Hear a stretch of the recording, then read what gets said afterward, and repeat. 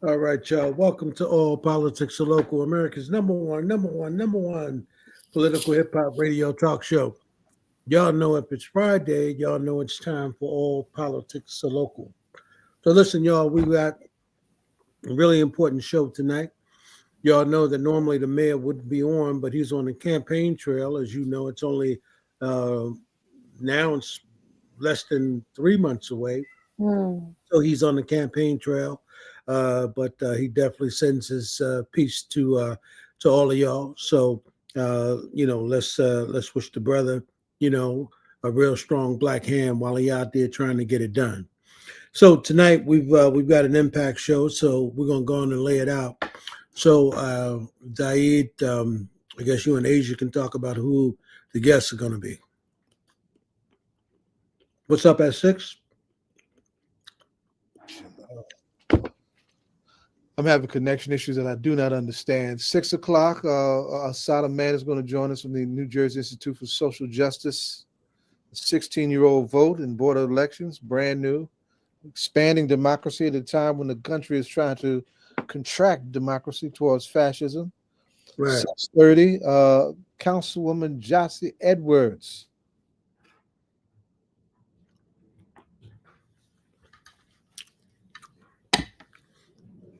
Let me see. Yeah, I'm not too sure if he's going in and out, but I can introduce at 7 o'clock. We have Miss Aricia Stokes. She is the founder of. I'm going to make sure that I say this name completely correct because I would not want to butcher it whatsoever. She's the founder and CEO of Black Girls Walk Club. They have been doing. She's been doing amazing work in Newark and the surrounding areas with the Black Girls Walk Club. So definitely look forward to having her here at 7 o'clock. All right.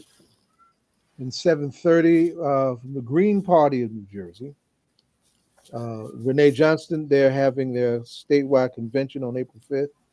She's going to be talking about that.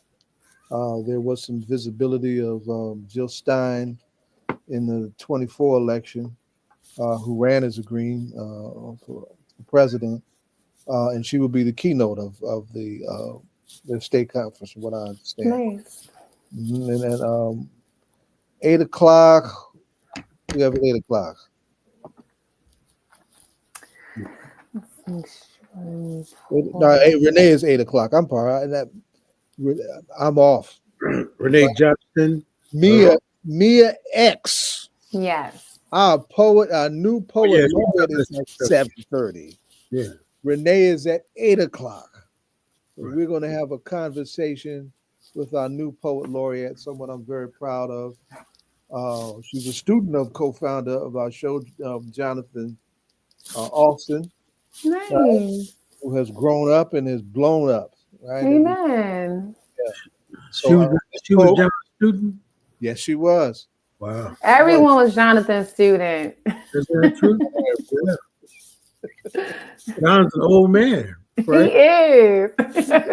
Yeah. In a good way. In all the good ways. His students keep him young. We're not going to do that. Shout out to Jonathan, who is actually away with his students on a debate for a debate. And so giving him a shout out always. Giving He might pop in for this conversation. Pop in if you can. Yeah. So she's going to be on at 7:30, and then at 7:30, Renee Johnston from the Greens is going to be on 8:30. DJ Rhino and Akeem. On the ones and twos. All right. Good stuff. And then I guess is Hakeem coming through tonight? I guess we see you now. Yeah. He's been coming in regularly. I hope so. Okay. All right. I may go off camera because of this connection issue. See if that helps. All right. All right. So we want to introduce Miss Mann to the audience. Yes, and I'm so glad hello. And she's now with the new. She's Assatta Move. She gets down, right? And she's now with the New Jersey Institute for Social Justice. They're lucky to have her,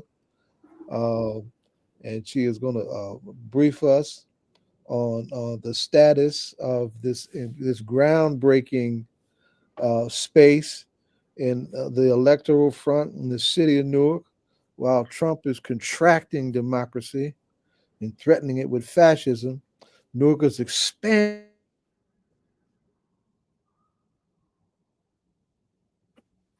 Amen. So when he goes in and out, I'll just jump in, making sure that we have like a nice, smooth process. But yes, as the voting rights all is under question, under threat, right? Under threat on our national and a few state levels.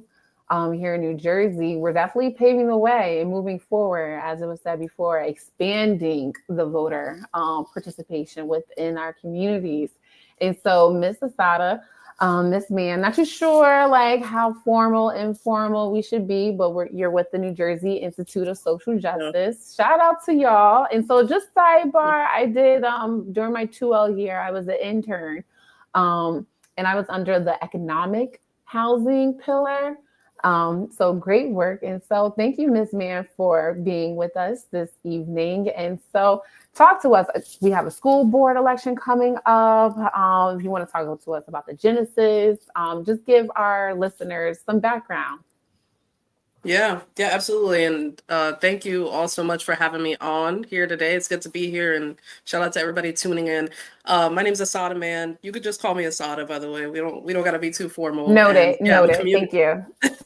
I appreciate that though. I'm a community organizer at the New Jersey Institute for Social Justice. We're based, right here, city of Newark.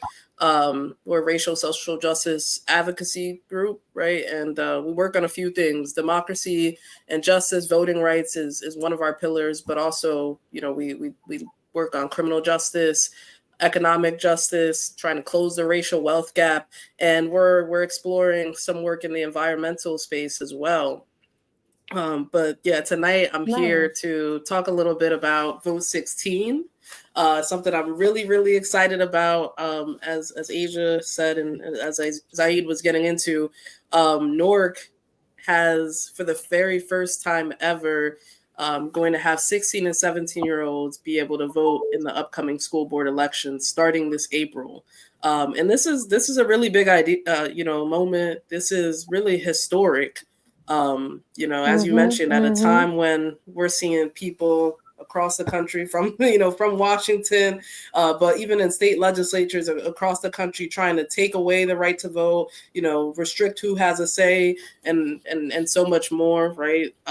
This is a really opportune moment to have a new influx of voices, of ideas, and power at the table. So we're really excited about this.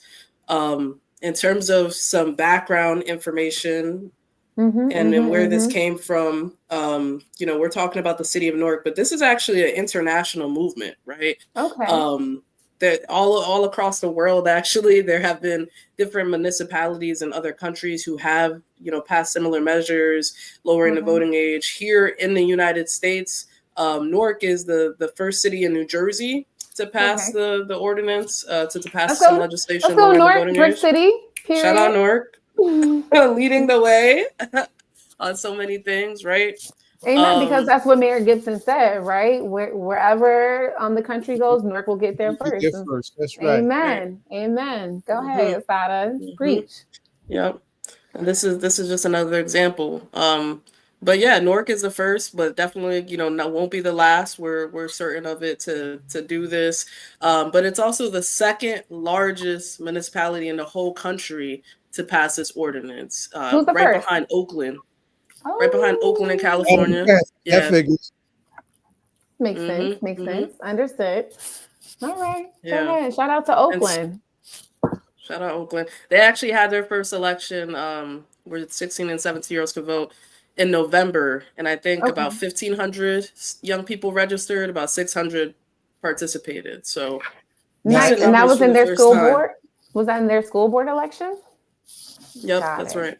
Same thing. Well, Assatta, let me ask you this: you raised the scepter of this being an international dimension. Name some of the countries that y'all looked at that really triggered, the need to make this move. Yeah. Well, So two things. Some of the other countries who have done this, it includes places like New Zealand. I think Australia has passed the measure. A lot of this is happening at the local level, so municipal and school board elections. And in a lot of those places, they've had amazing results, right? They see that young people not only take advantage of the right to vote when they have it, but they oftentimes are voting at higher numbers than their adult counterparts, right? They're voting at higher percentages, and they continue to be, lifelong voters and be civically engaged, kind of around the clock, right? So it doesn't just stop at the ballot box when they're given the right to vote. So that's world, when we look at other places around the world. In the country, some other states, Maryland has passed, a similar measure. I mentioned California.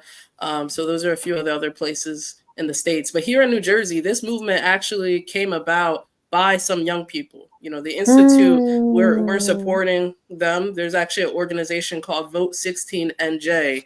And I want to always shout them out, Yenjay and Anjali. They're the leaders of that group. They've been working on this since, I think, 2015. Yeah. Yeah. 100%. They're the statewide leaders of this movement. And, for the last few years, they've been spreading the word. They've been organizing people from different towns, young people from different towns across the state. So, Newark has been the first city to pass this, but there's probably about a dozen other municipalities that are looking at Newark, right? Looking to see how this goes, if there's any challenges, how well it goes, etc., so that they can know if they're going to take up the mantle next. So we're really excited to be partnering with these young people, to be organizing with them, alongside them. And so, when it comes to Newark, this order, the city council actually passed an ordinance back in January 2024, and they passed it unanimously to extend the right to vote. And so since then to now, what's happened is that, we've been trying to organize basically young people and organizations, pretty much stakeholders around this moment, right? Because we know a few things. Number one, the last school board election in Newark only had about a 3% voter turnout. Beautiful. Yeah, it's bad. It's bad. Beautiful. Only 3% of voters turned out. And that number actually amounts to about 6,000. Only 6,000 people out of, like a little less than 200,000. Last municipal election had a low turnout. That was pitiful also. Yeah. And so just to jump in a little, because I'm a former school board member here in the city of Newark. And so definitely didn't want to I'm listening, knowing I was a school board member. That would be weird. But you're absolutely right in terms of the engagement aspect of Newark residents when it comes down to school board elections. And I also just want to name this part too, because this part is important, in my opinion. Newark was under state control for over 2 decades. So roughly about 22 or 23 years. 25 years. There you go. Thank you, Zai. And so because of that, because it's under state control, the board at the time was in advisory capacity. And so when it's under advisory capacity, that means that the board did not have the ability to actually act as an official board. And so the state appointed superintendent, whenever the board had made a decision on something, voted on something, the state appointed superintendent could just knock it down, period. That was their power that the New Jersey governor granted to the state appointed superintendent. And so when you have about 25 years worth of Newark voters being disenfranchised from being able to participate in school board elections, that's going to do something to the community in general. It's not going to get them excited. It's not going to have them feel empowered. It's not going to have them want to be involved. And so I just want to name that nuance, because Newark has been under local control ever since 2018. So a few years now, but still not as long as 25 years. And so the community is still getting back. We can even say get back, because that's a whole generation of Newark voters not participating in the electoral process of voting in members to represent them on the school board. And so the community is still relearning. There were times where people say, when I was on the board, people say, I know you guys are advisory. And I'm like, we're not advisory, we're just the board. And so the community still is undergoing this re-education of the power and structure that they have as a collective in voting for members of the board to actually represent their interests. And so naming that, and so I think this vote 16 and J is extremely important, specifically for Newark, because it allows a new generation that won't ever remember it being under the district being under state control. For them, they'll only know a district that was always under local control. And so it's the part of that re-education of the community that is very impactful and very powerful. Hopefully, I'm glad you lifted that up, Asia, because that's the context matters, right? Context matters. Now, let me ask both of you, right? It's out, it's happening, created a buzz, but we also are in a political climate nationally. You know, I am neither, I won't make it plain, right? And Ed knows, I am neither a Democrat or a Republican, because some of the stuff that the Democratic Party has done has been horrible in recent years, right? And it includes developing formulas that minimize voter impact and voter turnout, right? And it's something that the Democratic Party needs to own up if it's ever going to get its act together, right? In this climate, what kind of resistance have you seen? And Assatta, you lifted up, you know, the mobilization of stakeholders and whatnot. Who has created that buzz, right? On the positive side, on the community side, that we can build upon. Yeah. Thank you so much for the question. I mean, we are always trying to talk about this election and this right to vote for young people, and then, you know, the broader community within this larger context, right? Of course, the school board is going to have, you know, they're going to, you know, pass policies, pass a budget, appoint a superintendent. Of course, all of that matters, but it's also an opportunity to set the tone locally, right? And we recognize the role that schools play in our communities, not only in just, you know, getting our young people ready to be full members of society, educating them, etc., but they also serve at the very best as you know, kind of grounds for civic engagement and learning, right? And so we've been doing a whole lot of not just educating on the vote, but this educating on the power that young people have. There's been a lot of training and mentorship that's been happening for young people to be able to, you know, host their own events, host their own demonstrations, to organize each other, you know, to identify their own issues and power map and understand, you know, kind of how this works on the back end, who you need to go to make moves happen. And so, you know, definitely want to shout out some of the organizations that have been leading that work. So the GEM Project here in the city of Newark, Youth Media Symposium, NAACP, so many others. And actually tomorrow they are hosting the 4th annual Youth-Led Candidate Forum. So it's gonna be a popping event. Number one, it's gonna be they're doing a kickoff celebration at the Youth One Stop Career Center. There's gonna be special performances, a couple fireside chats, all types of things. But then from there, they're going to be down at Cityplex hosting their own candidate forum. And this is the 4th year they've done this. But the difference is in the past, they've been able to ask questions, but then they don't have the right to vote. And there's no real accountability mechanism, right? And so this year, we're really excited that, you know, not only are they getting to ask these bold questions, but now they're going to be able to also select candidates. And, you know, it doesn't stop there, of course. We are trying to wait before you move on.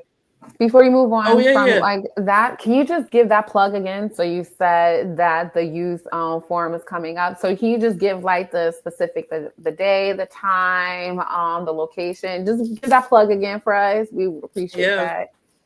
And if there's appreciate that. Drop it in the chat before we get it out. Yeah, let me do that. So tomorrow, March 22nd, between the hours of 10 a.m. to 3 p.m. There's going to be a Youth Power Action Day. Nice. So part one is starting at Youth One Stop Career Center on McCarter Highway. And that's going to be a kickoff celebration. There'll be food, there'll be games, there'll be performances, some guest appearances. From there, they're going to Cityplex Movie Theater for the 4th annual youth-led candidate forum. So they've organized this from A to Z themselves. And so it would be dope to see everybody there. I'm going to put the link in the chat. We definitely are asking people to register in advance. Yeah. So come, bring a young person with you, bring a friend with you. Yeah. And what time is that going to be? At the Cityplex, that's 1:30 to 3 p.m. And are all of the candidates going to be there? Have they all confirmed? I think majority of them have. I don't know the final lineup, but I think majority of the candidates will be there. Okay. And the people that are going to be doing the interviewing are going to be the young people themselves? Yeah, that's right. They're going to moderate. They've come up with the questions, everything. Great. Yep. Nice. I love how the event is taking place on a Saturday. Like, talk about practicality and accessibility for our students. And so having events on a school night might not be, as convenient or accessible for our students, especially since we want them to go to school and learn the next day. And so shout out to everyone who's being very methodical and intentional about this is what we want. And so sometimes people say, like, this is what we want. And then they'll put up roadblocks for it to not truly allow it to happen. And so that's dope. Congratulations on the event being on a Saturday at a decent hour, right? Because 9 a.m. who's coming. And so at that hour, that's really dope. Shout out to y'all. Yeah, I'm excited for it. Looking forward to it. Yeah, I think that's. Let me ask you a question. Has there been any conversation? Do you know? Because Zaid was talking about the turnout in the general election and the, that was going on last year as well. Has there been any conversation about students being able to vote, let's say when they're 17 as opposed to 18 in order to be able to increase the turnout in the city of Newark? Has there been any conversation around that? Yeah, absolutely. Thank you for bringing up. That's actually what I was going to say next, which is, it doesn't stop at this election. We are encouraging these young people to go on and vote in any other election they're eligible for. We know that New Jersey has a gubernatorial election this year, one of only two states in the whole country. And so as of right now, you have to be 18 to vote in that election. However, there was a law passed by the state legislature. It was signed by the governor called the New Voter Empowerment Act. And that will allow 17-year-olds to vote in primary elections and in the general, as long as they'll be 18 by the general. That goes into effect in 2026, though. Wow. So it's coming, but it is not in time for this election, right?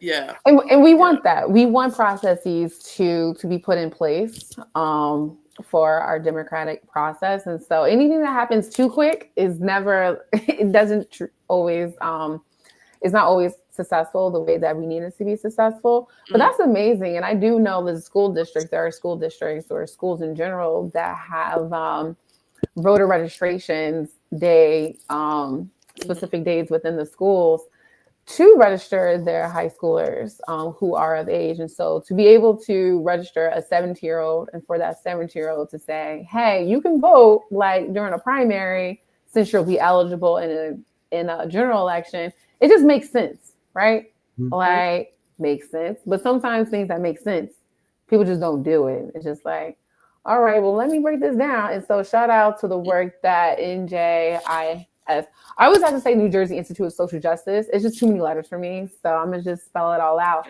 And all of your partners for coming together and breaking that simple idea down for folks so that it can get passed and signed. And what's the ongoing process as it relates to educating young people around the whole concept, the idea of civics? What's the ongoing process around that? Sure. Yeah. So As I mentioned, we do have this coalition of organizations, young people who, for the last year, since last March, have been, organizing and setting up programs, really, and opportunities for young people to definitely get the information about this election. Understand that they have the right to vote, how to vote, what the school board does. But there are programs being done to being ran to give them some of that extra context, extra political education. So actually, March 5th, this was 2 weeks ago, the GEM project actually hosted a youth-led training. So there was about 65 young people who came together here in the city of Newark from about the age of 16 to 24, and they participated in an all-day training around, movement building, base building, doing outreach, all of these things. And so those and then that training was led by other young people, right? So for young people, by young people, really organizing themselves. And from there, they sat down and identified people in their network who they knew and reached out to them and have been self-organizing. So there's been about 100 other young people they reached out to. So, we're talking just within that one effort, 165 young people, getting organized. But that's outside the schools. I will say, within the schools, the superintendent has, he's announced and shared that right now they're doing a voter registration drive effort in the schools. So they're going high school to high school. And I think they're trying to put information out about this election. But we know that there's not a mandatory civics course right now in high school, right? And so he has shared that starting next year, there will be a civics course implemented. And also shoring up what's offered at the middle school level to start priming, people. Well, so that we know that's coming. But as of right now, we're building the plane a little bit as we go, which I think is okay, which is why opportunities like this school board, the candidate forum is so important, right? Yeah, absolutely agree with that, because I think that if the state is going to move forward in 2026, right, with allowing 17-year-olds to vote, I think that if we can educate them, right, on what the issues are, and then, get them familiar with the whole idea of voting their interests, I think that would, and the other thing is that, I'm absolutely concerned, as one of my big brothers, James Mtume used to be, with making sure that young leaders come on board, like Asia, get an opportunity to lead our school system, right? As a superintendent, somebody who came up in those ranks and be able to do that. And if you have young people who are registered to vote, right, they can see other young people, somebody like in Asia Norton, who could actually lead that system and so forth. We're talking about young people. We're talking about things of that nature. And so that's what when we talk about voter education, right, we talk about them, because you were saying that, these are they're leading themselves, right? They're holding forms, right? They're going and doing that. So I think that those leaders should come from people that they know, right? Should come from that community, right? And they should have the power to be able to say who they want to lead them, right? And that's the beauty of it, because, if I was 17 years old and I had the ability to vote, I'd be voting for Asia. So. Yeah. And that's exactly what we hope to see come next, right? Is that these young people also are like, hey, you know what? Why don't I run? Or how come, and they're the ones running for office, because there's, I didn't say this before, but there's about 6,000 eligible 16 and 17-year-olds, right? Wow. 6,000. That's the same number of people who voted in the last election. So it stands to be a very, very powerful block. Beautiful. Yeah. Do we know how many are registered to vote? So yes. Just got an update today. A little over 1,000. To be precise, 1,165 young people are registered to vote as of today. Congratulations. That's amazing. Yeah. They could be their own voting block. They could be their own voting block. Absolutely. And so, like Ed, I know we have a little bit time left with Ms. Assatta, but I greatly appreciate you bringing to light the idea of voting their interests, right? Because no matter what, everyone is influential, can be influenced. I can be influenced. I can be influenced. Everyone can be influenced.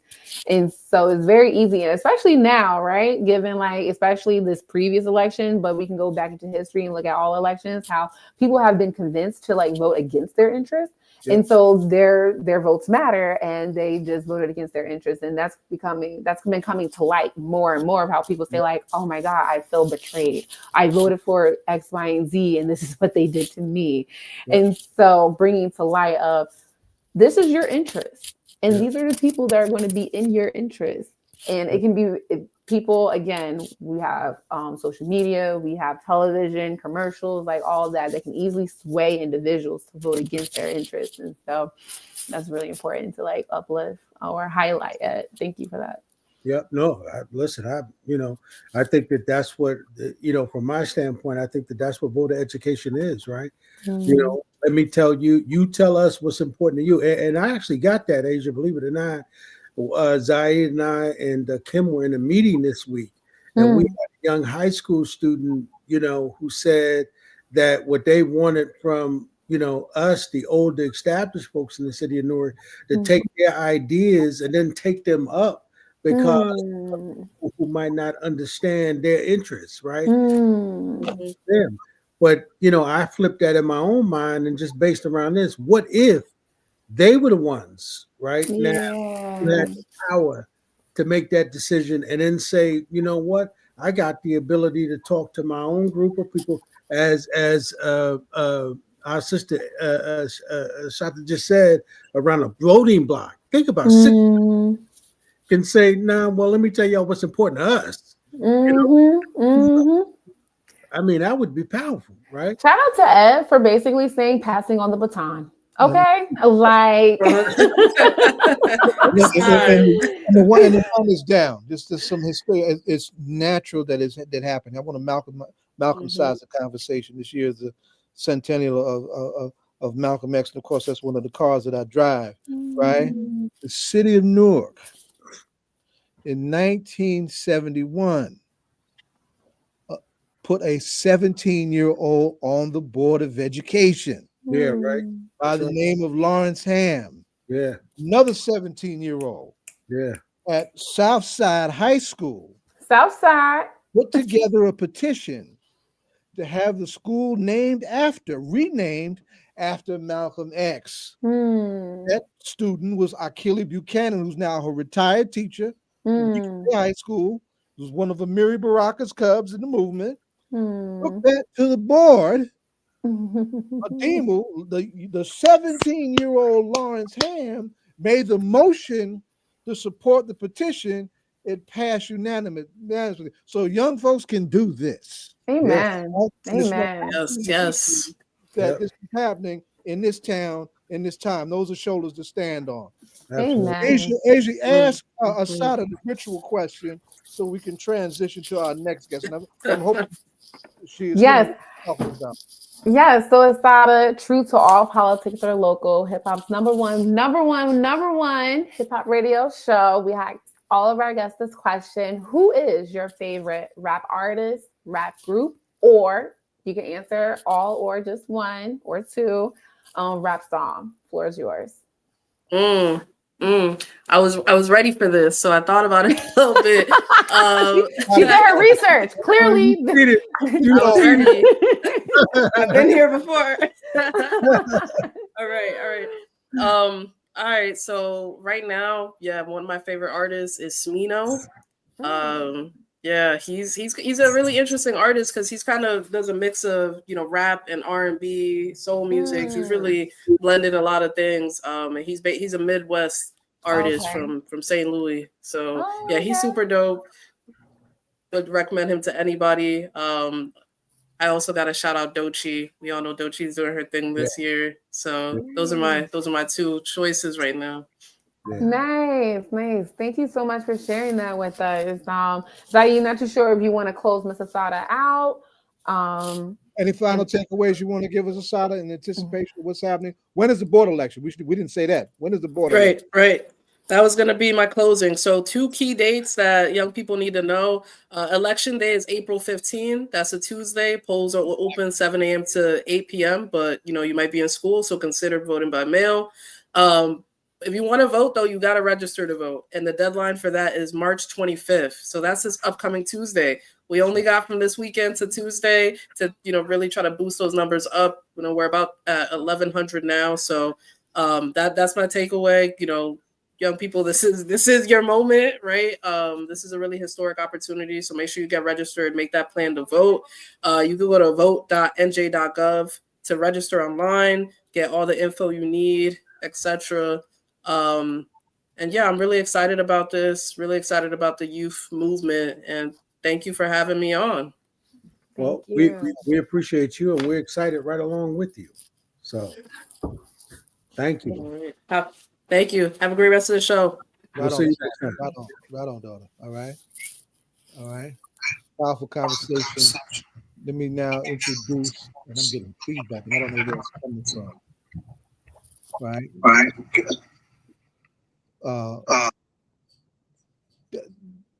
Newark is also had the pioneering edge of establishing the first civilian complaint review board in the state of New Jersey. And of course, it's not the one that we want. We wanted one far stronger than the one that we want. But police unions being what they are and doing what police unions do, they took our call for a very strong civilian review board. We would have had the strongest in the country had we won in court. They took it in the court, and the courts sided with the unions and stripped us of some of the key powers that we want. Nevertheless, the board exists, and it's in its formative stages, and should be able to do some things very soon. The thing that did come out of the struggle around that within the courts is that the New Jersey Supreme Court did say that if the state legislature can pass a bill that gives any municipality who wants one with the authorities that we have delineated, then that can happen, right? And so we've had several other communities pass resolutions in support of that effort. Trenton was one of those communities, and now this and Councilwoman Jasi, you may be one of the youngest elected officials in the state. I want to acknowledge that, because we've got some strong voices, and we're trying to push another line forward in the broader infrastructure of our community, right? But you are now on Trenton City Council, starting these conversations, right? Trenton is a very contentious space, stateside and locally, right? But it's a very courageous move. But before we talk about the board struggle itself, I want you to tell your story, right? Why that landed on you so personally. What happened to you when you were a young person at the hands of the Trenton police that really set this off, and that should be appreciated in this context, in this conversation? And let me say also, I want to apologize for being off camera. I'm having some tech issues with my bandwidth and my connection. So that's the only reason why I'm off camera. Okay. Well, hi everyone. My name is Jasi. I am the youngest woman to be elected to Trenton City Council. I'm not the youngest elected in the state. There are some that I know that are younger than me, but I am 36 years old, born and raised in the city of Trenton. And I took on this fight, or I picked up the baton from one of my predecessors, who was a councilman in the city, and he was one of the youngest men to be elected at his time. But what truly inspired me was some of my experiences that Zaid had alluded to from when I was in high school in the 10th grade.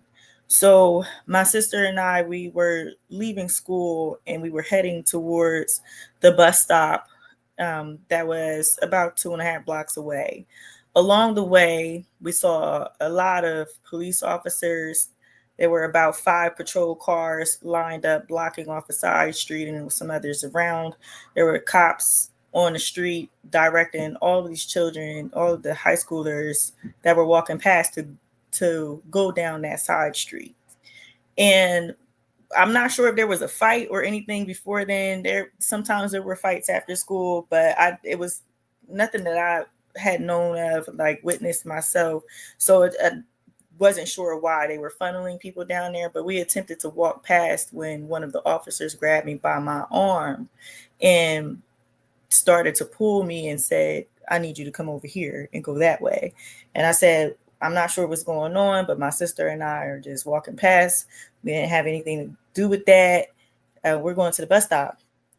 He didn't let go of my arm and proceeded to pull me. He never said anything to my sister. So mind you, these are white police officers. I'm a Black woman, and my sister is a Black woman as well, but very fair skinned. She can definitely pass for a white person if you didn't know who she was or just at first glance. So that was my take on the situation, and I just told her keep walking. And so as I'm being directed over there by my arm, I see officers that were wrangling up other kids, funneling them down there, start to walk towards the patrol cars that were blocking the street. And they opened up the back doors, and I saw dog feet hit the ground from under the doors.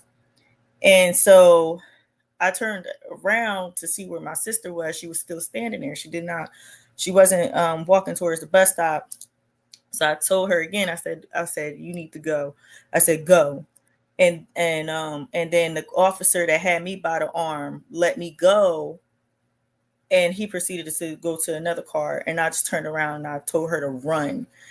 And we took off. Like I just took off. And then all I heard was kids screaming in the background as we were darting down the street about another block and a half towards what we used to call the Martin House, the CYO. And we ran inside, and it was a lot of kids just running inside from the scene. And then the next couple of days, all I saw was headlines in the newspapers that the K-9 unit was being shut down or something like that, or dismantled in the city. I had experienced something later on that summer as I was a rising junior, where I was at a basketball game on Stuyvesant Avenue, and a fight had broke out. Police came and they started to just attack everyone, trying to get the situation under the control. But they literally just started attacking a lot of the teenagers, tackling them to the ground, like throwing them to the ground. Some of the officers were hitting them with batons. Two of my cousins were with my sister and I, twin cousins, and one, her brother, it was a guy and a girl, twins, was getting hit by cops on the ground. He had nothing to do with the fight. So she was like yelling for the cops to stop. And I don't know if the cop just assumed she was going to try to grab him or something like that, but he turned around and just punched her right in the face. She had on glasses, had shards of glass in her face and her eyes. And we were about 16 years old. Those were some of the experiences that kind of lit a fire in me and turned me into an activist over time. That and gun violence was running rampant, and the police just didn't seem to care what was going on. So fast forwarding, when the George Floyd incident happened, that's when we started really, really pushing for a civilian complaint review board in 2020. So one of my predecessors, Councilman Jarrell Blakely, he had introduced it, but he introduced it with subpoena powers, and the council voted it down. So that was back in, I think he introduced it in late 2020 or early 2021, but it died on a dais because of what happened in Newark. They knew that we could not create a CCRB with subpoena powers because it was against state law. So it was not reintroduced without it, unfortunately. And then fast forwarding, Trenton became under investigation in October 2023. So I guess various amounts of people had began to report things to the Department of Justice, the United States Department of Justice. And the DOJ had came to Trenton and said that they were launching an investigation against the police department. So I was at the what we call a 4Cs meeting. It's a capital city community coalition. I can't remember what all the words are for that acronym, but they meet every couple of weeks. And DOJ came there to give us. It's a group of like concerned residents, pastors, community leaders, different elected officials, and things like that. So they came to meet with us to inform us of what the investigation was or was going to be, what they would be investigating and things. And it happened shortly after the police had shot and paralyzed. I was coming to that. Yeah, shot and paralyzed the guy that was sitting in the car. Juwan He Henderson. was like, Juwan Henderson. Yes, Jawan Henderson shot and paralyzed him. Thankfully, he survived, but he's paralyzed probably for the rest of his life. And From the neck down. He's only 29 years old. from the neck down, he Son was of sitting the in his car. It was crazy. I saw the video several times. I'm just like, you know, with all of the incidents and technology these days, everything is just right there in the palm of our hand. So these, you know, sometimes people are scared of the police. And so he just was like rummaging around and looking for his license. And he probably was scared to say he was probably driving without a license. I'm not sure. But typically with that type of behavior, he's pretending to look for a license and taking a long time. And then the police officers, one of them at least became antsy and pulled his gun out on him. And then he tried to drive away and you know, in fear of his life. And they shot in the car and shot him several times and paralyzed him. But so that's part of what triggered the investigation. Before then, back in 2022 or 2021, I want to say, a guy that had some mental issues, well known in the community for, you know, his mental issues, was smothered to death at St. Francis Hospital in the parking lot when people called the cops on him, I guess, because he was being irate. You know, he was having an episode, and instead of responding to him with you know, a mental health person or something that could kind of calm him down and bring him back to and get the situation under control, the police responded very aggressively and took him to the ground and then smothered him in the mulch. And so those are some of the instances that were very recent that triggered the investigation. And then that last incident, I should say, and this is, I want to really make a point when I say this, that last incident was one of the rare opportunities where the New Jersey Attorney General actually indicted the officer that was involved in that particular incident. Overwhelmingly, we know that of cases all up and down the state, the Attorney General has not done that. As we have real questions about how his investigations were carried out and presented to a grand jury. But New Jersey is a state that has an independent prosecutor's law, which says and requires that anytime that anyone dies in police hands, police custody, or in a police-involved shooting, that has to be handled by the Attorney General's office, right? In the name of some kind of improved integrity. The law needs some strengthening on the matter of transparency as far as we're concerned, because we think a whole lot of these investigations were wishy-washy at best, and there's some very, very clear evidence that some other things should have happened. But I just want to contextualize that. So now, where are you ran office? How long have you been on council now? A little over 2 years now. 2 years. You ran with a slate of some powerful young women, right? You have the beginning of your own block on city council, right? Newark, and this is a point of history that I want you to look as a potential goal. Just as you heard that conversation where we had our city council pass unanimously the bill to get 16-year-olds the right to vote, when we came forward with our city council move, we organized city council, put pressure on city council to unanimously do the same thing, to recognize and seize the groundbreaking moment of history with the action, right? And to empower them, because a lot of them are scared of the police too, politically. We need to be clear about that, right? To dare to do that, right? So and with that as a background and something to look back on and to learn from, where are you in your process now? So with the CCRB, Yeah, motion towards it. Yes. So I had, in response to the DOJ investigation wrapping up and the report coming out, had issued a statement to rekindle the conversation about establishing a CCRB. And that was back in November. So I took the time to just work on drafting an ordinance and doing a ton of research just to refresh my memory, because, you know, it's been a few years since we tried to get one established in the city.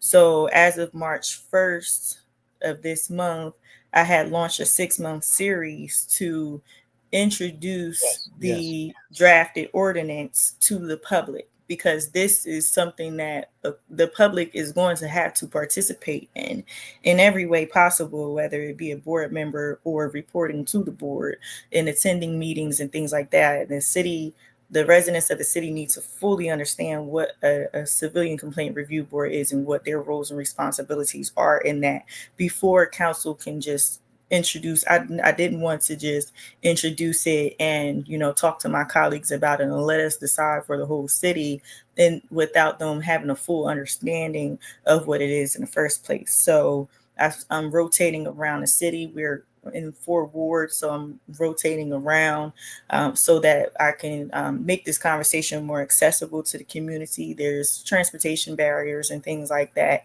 and partnering with local organizations like the Trenton branch NAACP. We have the Mercer County Community College youth programs, the youth college programs have participated, the focus group of school and public safety, and recently the Trenton Board of Education school district itself has partnered, because this conversation includes public. That's powerful. That's yes. Right. Yes. Go ahead. So I'm You gonna keep going.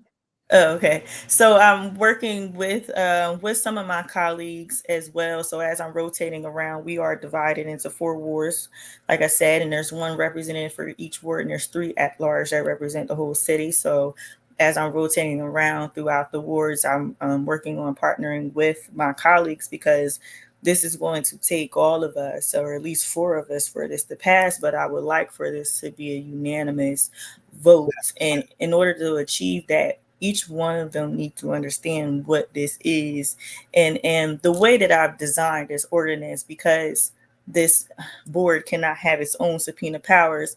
City council, to an extent, does have investigative powers and somewhat subpoena powers.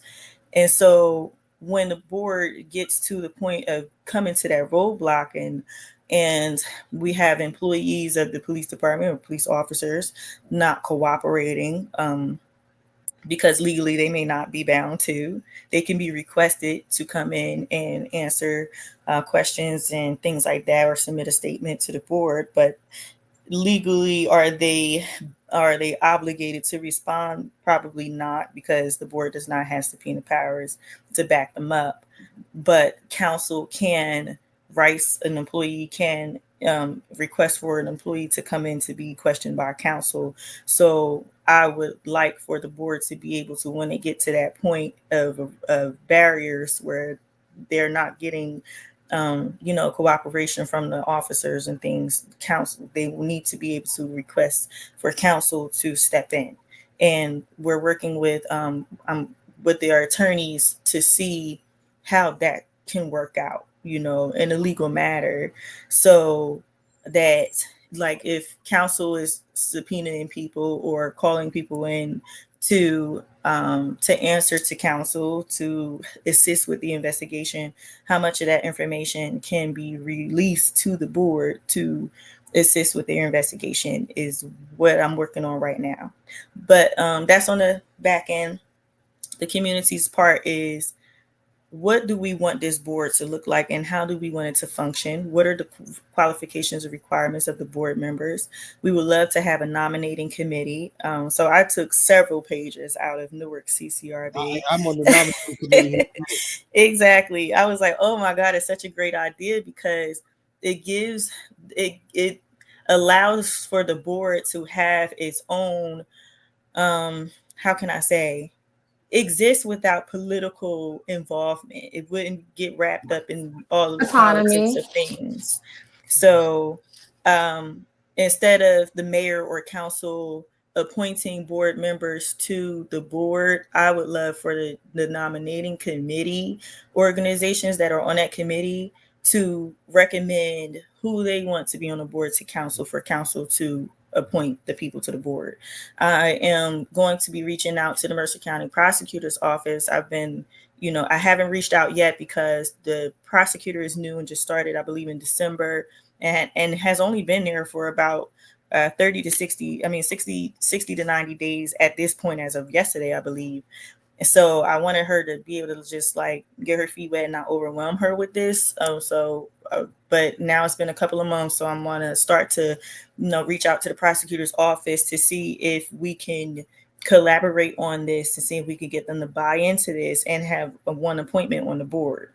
Now, when there's murders in the city, so this is what I need to figure out. There's murders in the city. When that happens, the Mercer County Prosecutor's Office investigates that. That's same throughout the state. Yeah, Jersey. Yeah, you got Essex County that does that. Yes. Right. And then when there's a police-involved shooting, that's the Attorney General's office. So, and that was my next point. Is I would like for the AG's office to be involved too. I don't know if they can have appointments on the board because it may be a conflict. I really don't want that to become a conflict ever. So I'm exploring those options though, just so we can have some support from the county and the state. So that's where we are with things. Just educating the community. Mm-hmm. Several things. I just wanted to just some observations from Newark to Trenton that you may want to use. What I looked at the draft that y'all came up with, y'all have conceptualized a board that's almost as large as Newark's, right? And just from a practical vantage point, right, you may want to consider a smaller board. Trenton is a fraction of the size of Newark, right? So you may not need a board that is that big. And because it can be administratively difficult to put together in its beginning stages because you have a much smaller pool of candidates to work from, right? So that's something that I want you to consider.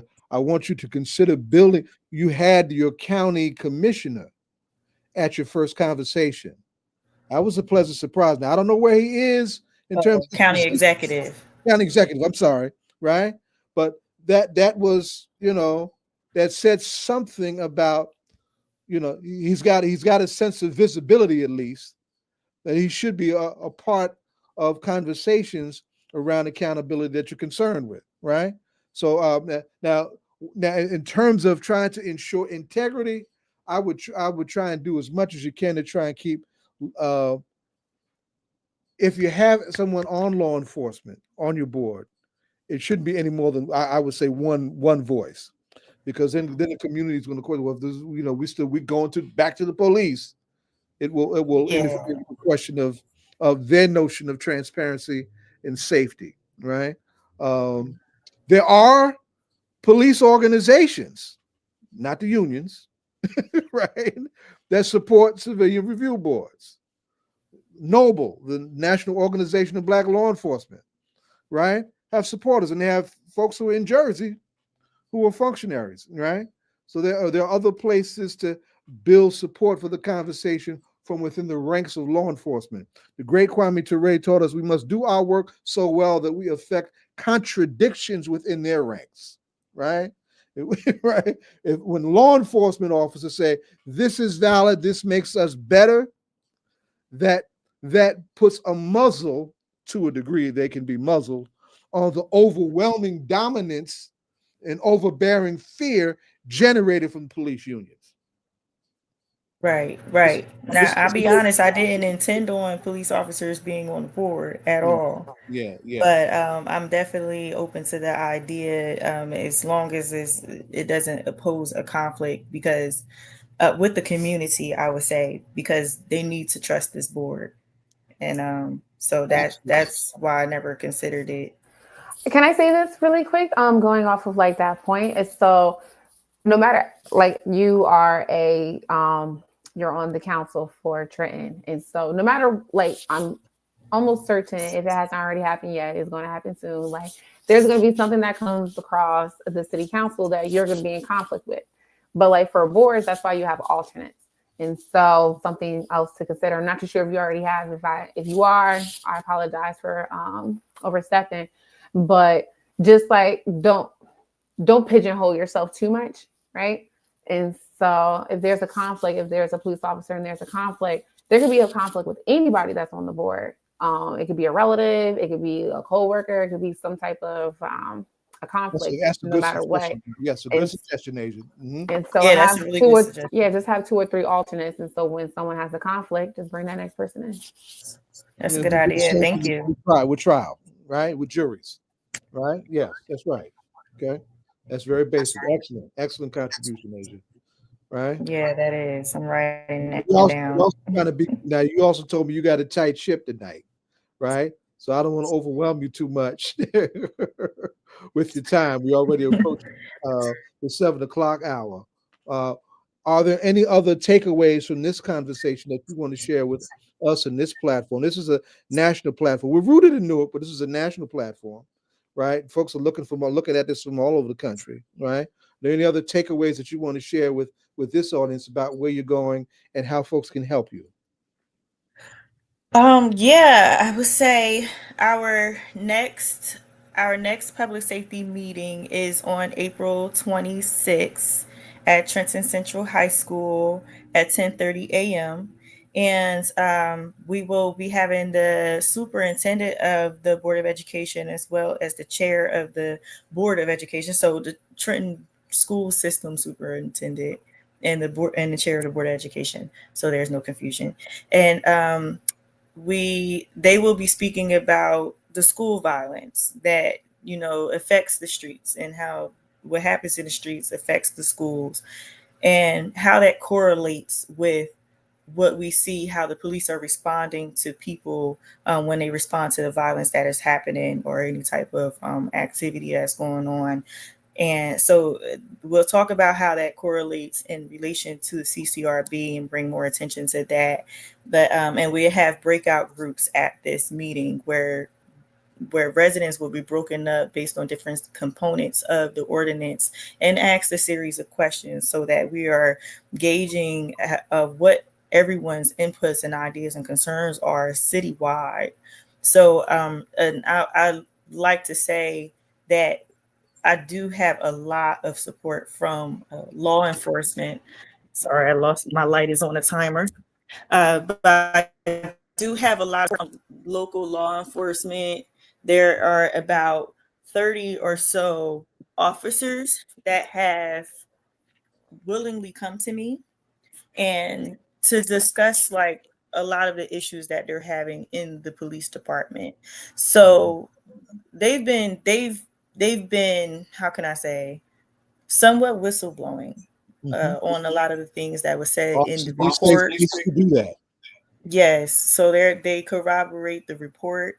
They agree with the report. Unfortunately, our police director and our mayor don't agree with the report. They only agree with a couple of recommendations. And that's the one that they always say would need more training. Yeah, and they talk about training a lot, but there's training there, but the problem is the lack of enforcement of the policies. So they're not being held accountable for their actions, and they're not enforcing the policies. You can give trainings, but if you're not enforcing it, the trainings become basically obsolete. If they're able to literally get away with murder and get off by jury at that, then that's what it's going to come down to every time. But there has to be enforcement from the police department itself to enforce the policies. And that is what's coming from our police officers in the city. And they point out a lot of other issues. So I've been meeting with many of them periodically to just get better insight on what's going on with the police department and see how I can assist as a council member with making things better, because this CCRB isn't just about having oversight of the police department and holding them accountable, but also working with the police department to try to make it better, because there's low morale there. There's lack of accountability. There's unfair systems in there where a lot of officers of color are not promoted. They're not considered. So it's a lot going on that is being brought to my attention. And I'm doing the best that I can to advocate for officers. I'm not one of those people that believe in defunding the police department or take their jobs and fire everyone. No, fire the ones that are bad and keep the ones that are good. Because if you get in a car accident, who you calling? If somebody breaking your house, who you calling?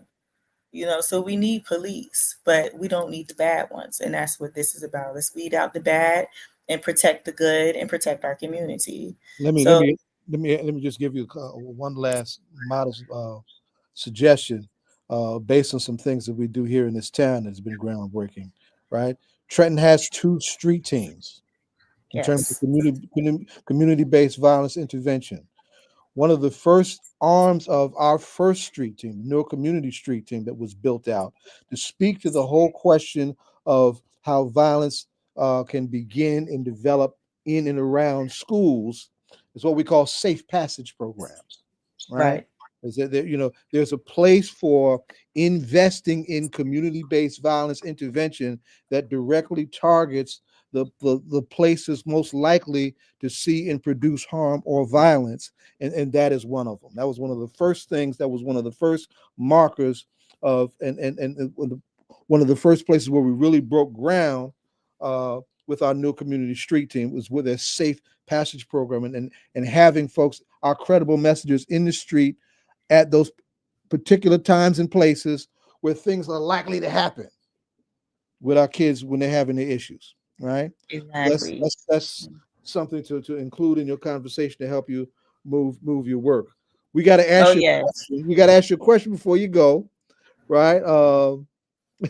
I think you heard in the last conversation. Right.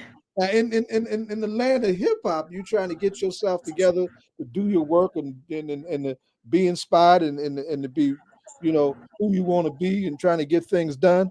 Who you listening to?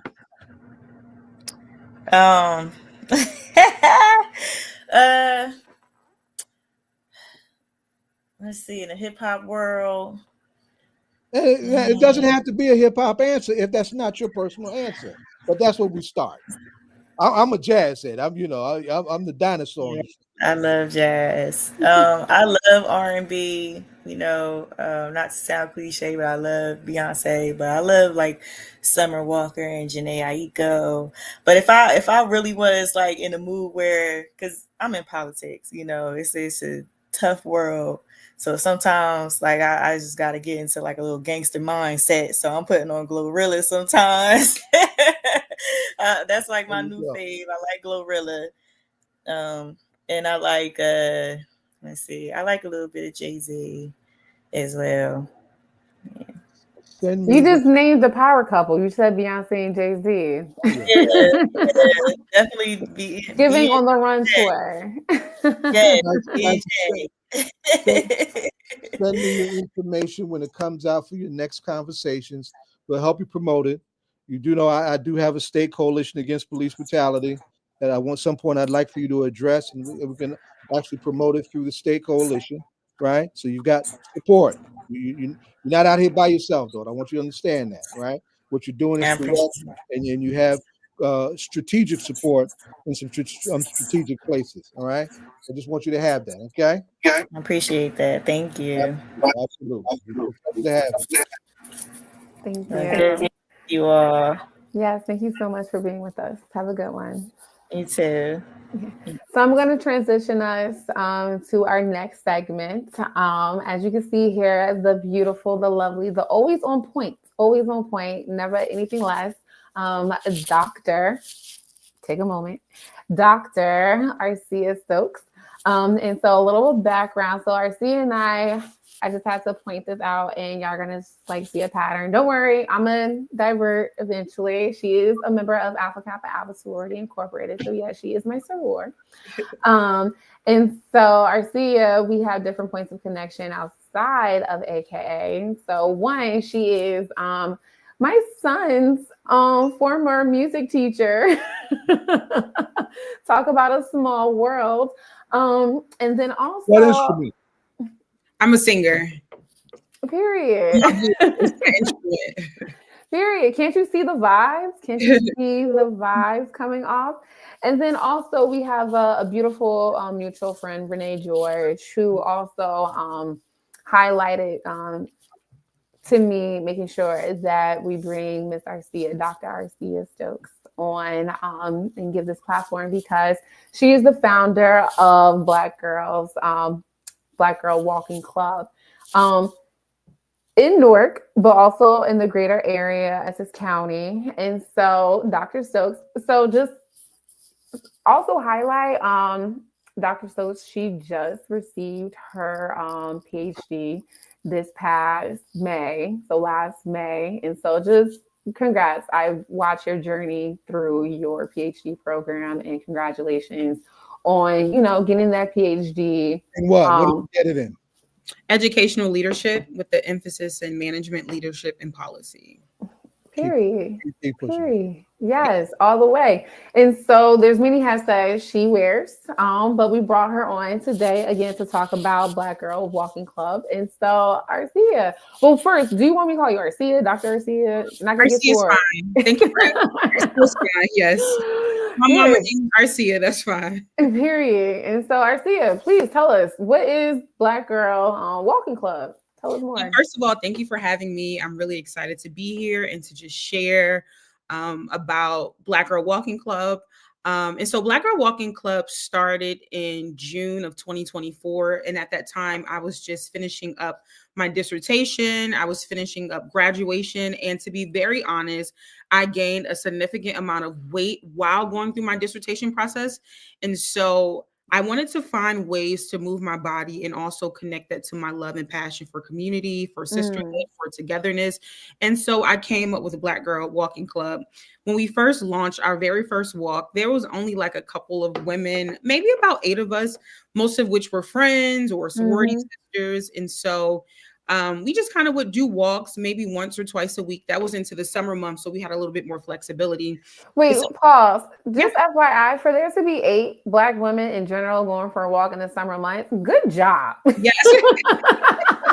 Yes. We're going to point that out. And so how you like framed it, because clearly it's grown, right? You're going to get more into that. Yes. But in general, just to get 8 people outside in general in the summer months, like that is a task within itself. And so just give yourself kudos just for like you starting off on such already on a high standard already. Yes. And so continue. I just wanted to put that out there. Yes. Thank you for that. And so like we would just go on walks. I would make flyers, and we would meet up in different places throughout the Essex County area.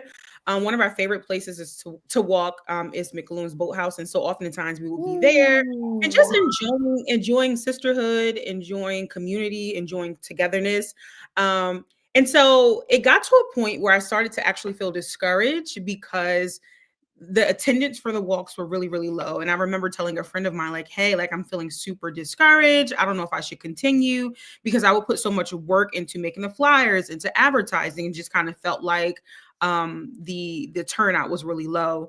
And so around November, which was around election time, we went on a walk, and I posted it on TikTok and it went viral. And I think because of the collective disappointment around election, people, more specifically Black women, were just looking for community during that time and a sense of togetherness. And so it went viral. And I went to sleep with like 300 followers on Black Girl Walking Club and woke up with almost 4,000 followers on Black Girl Walking Club. I mean, TikTok just kind of went off. And so the organization, it felt like it grew overnight. Yeah. And I just want to shout out again, like another pause. Shout out to you unintentionally creating a space. Yeah. Right. And so it was unintentional, but it was necessary and it was needed. And it was as if like God ordained. And so, like you said, you were feeling a little just like, hey, is this really working? Like, should I really be putting my energy into this? Is there something else I could be doing that's more effective? And so, one, like you kept going. And then two, you were actually exactly what we needed in that moment. Yeah. And so look at God. It's always like, who knew? God. Yeah. I think I needed that little divine nudge to keep going, because it was definitely something that reignited the passion in me to keep going in terms of Black Girl Walking Club. And so I say that to say it started because I just wanted to build community and lose weight, honestly, but then it grew into something so much larger, something more impactful. I think there are far too many spaces where Black women feel like they have to mask or they can't show up as themselves. And so I like to think of Black Girl Walking Club as a hub, a place of refuge, a place of rest for Black women. So yes, we are prioritizing wellness and sisterhood and community, but it's like, hey, you could take the mask off with us. Hey, you can be yourself. And I think that's kind of why it has gained so much momentum, just because of the safety that it offers. Amen. And it's not just for this purposes we're talking about Black women, but everyone needs that safe space. Like our Black men, they need their safe space. Black women, our Black boys, our Black girls. Agreed. And so to create these spaces, they're so vital. And so like you said, you started this for health reasons, and it's still for like health reasons, like being fit, feeling your best self, etc. But it's one of those, hey, not take care of yourself. Yeah. And you got your PhD and you're like, wait, like, come on, you're doing it. Right. And you're like, I still need to take care, not just like my physical, but my mental, my spiritual, my emotional. And so, and you had that space for others to join you and to take that mask off. And I told someone very recently, I'm like, I get it. I'm a Black woman. How I present myself to the world, how the world tries to control my narrative of like being a strong Black independent woman. I'm like, I'm a woman. Yeah. Like, first and foremost, like I need to be loved on. I need to be cared for. I need to be nurtured. And so also us pushing back on narratives and controlling our narratives. Agree. I love what you said about pushing back on narratives and not accepting that as our own, and we get to tell our own story, because who could tell your story better than you? So, and another thing you mentioned, it started off as physical wellness in terms of just your body, and then it grew to emotion. I didn't say that. You said that. I just repeating what you said. So don't. Exactly. So Aricia is the former teacher, and so I liked how she tried to like spin back like my bruh. You said that. Yes. Well, I said that, it started off as something just for the physical. And then it turned into something that was wellness all around holistically. So mind, body, and soul. I think community is just so important for all of us, especially during these uncertain times that we are still in and trying to navigate and trying to figure out. And so I think more now than ever, people are leaning into community and togetherness. And so my plan, whether 2 people attend the walk or 2,000, to keep going and keep providing that space for Black women. Amen. Can I share something? As a father of Black women, right? And if somebody that's I'm bringing, Newark is a town that is brought violence down, and one of the scariest things about the town's reputation, to historic lows by using a trauma-informed, community-based violence intervention struggle, right? And having said that, I just as an observation, I want everyone to appreciate that your response, to a pivotal moment, even though it was a retrograde moment, a pivotal moment in our history, was hugely important and had dimensions of trauma in it. Absolutely. Right? If Kamala Harris had won the White House, she would have to thank Black women for having made that happen. Right? Absolutely. The fact that her her candidacy became a relevant one in a short time is a consequence of Black women coming together and providing that baseline of support that made it possible. The fact that she lost to someone who is absolutely out of his mind makes no logical sense anywhere unless you understand how deeply racist this country is, right? That's that, a lot of folks were really shaken up that the fact that this fool actually won again with the rant and the foolishness that he was talking about. Quite frankly, there's nothing hidden about what this guy is doing or what this guy said he was going to do, right? The fact that she lost somebody, that the country lost to somebody like that, has put a lot of people in a lot of pain, and you created a space that helps some of those women who were part of that have a place to go, right? And there's an old saying that trauma lives in the body. So if the body is not moving, the body is not expressing itself, that trauma sits there and festers and leads to things that we call disease and bad health. Right?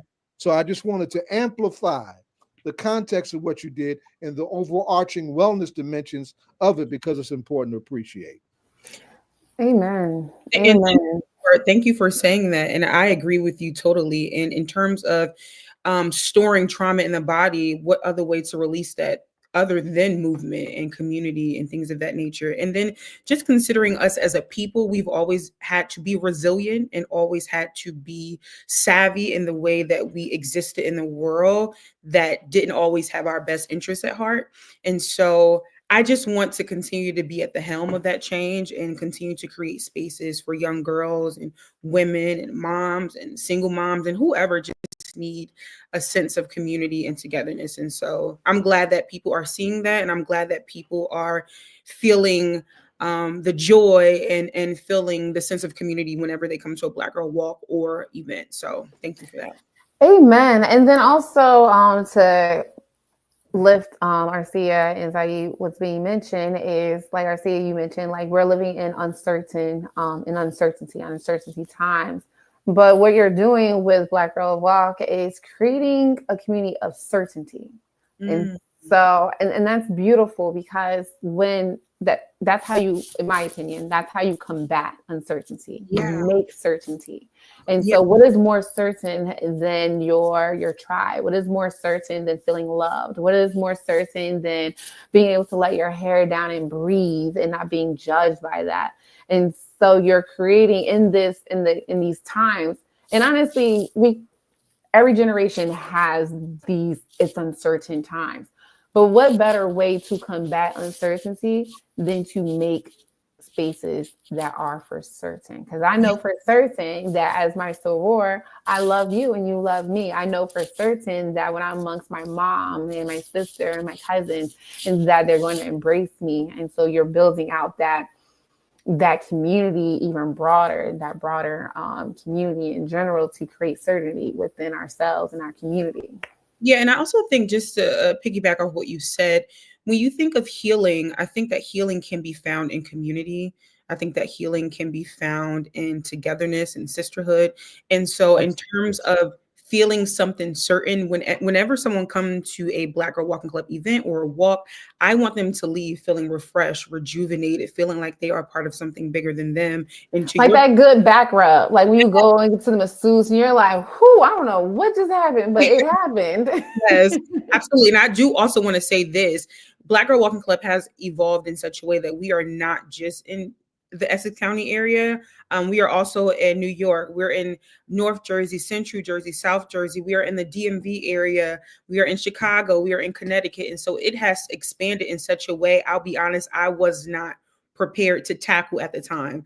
But I'm so grateful for women all over who have, gathered with me and become walk leaders in other cities and areas to kind of help move Black Girl Walking Club forward. And so I'm just really grateful. Sisters that I didn't even know existed in other places have come together to make sure that women get to feel this sense of community and sisterhood in other places. So TikTok took you to the promised land, huh? TikTok took me to the promised land. Look, it ain't all bad. TikTok is not all bad.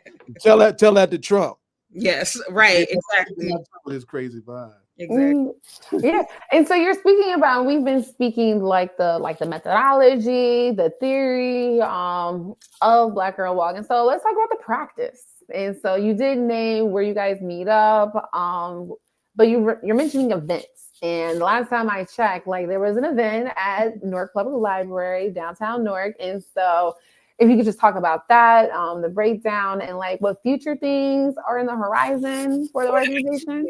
Yes, so we had on January 25th, right at the top of the year, we had a wellness retreat at the Newark Library. It was called Matt's Mimosas and Manifestations. And originally, when I was planning this, the purpose was because I wanted to still have touch points with the community, even though we were in the colder months. And so when planning this, I'm like, okay, Black Girl Walk Club, we don't have no money. We have impact, but we don't have no money. I know that's right. And so I was, looking for places. I was pouring my own money into certain things, but I was looking for places to actually house this retreat.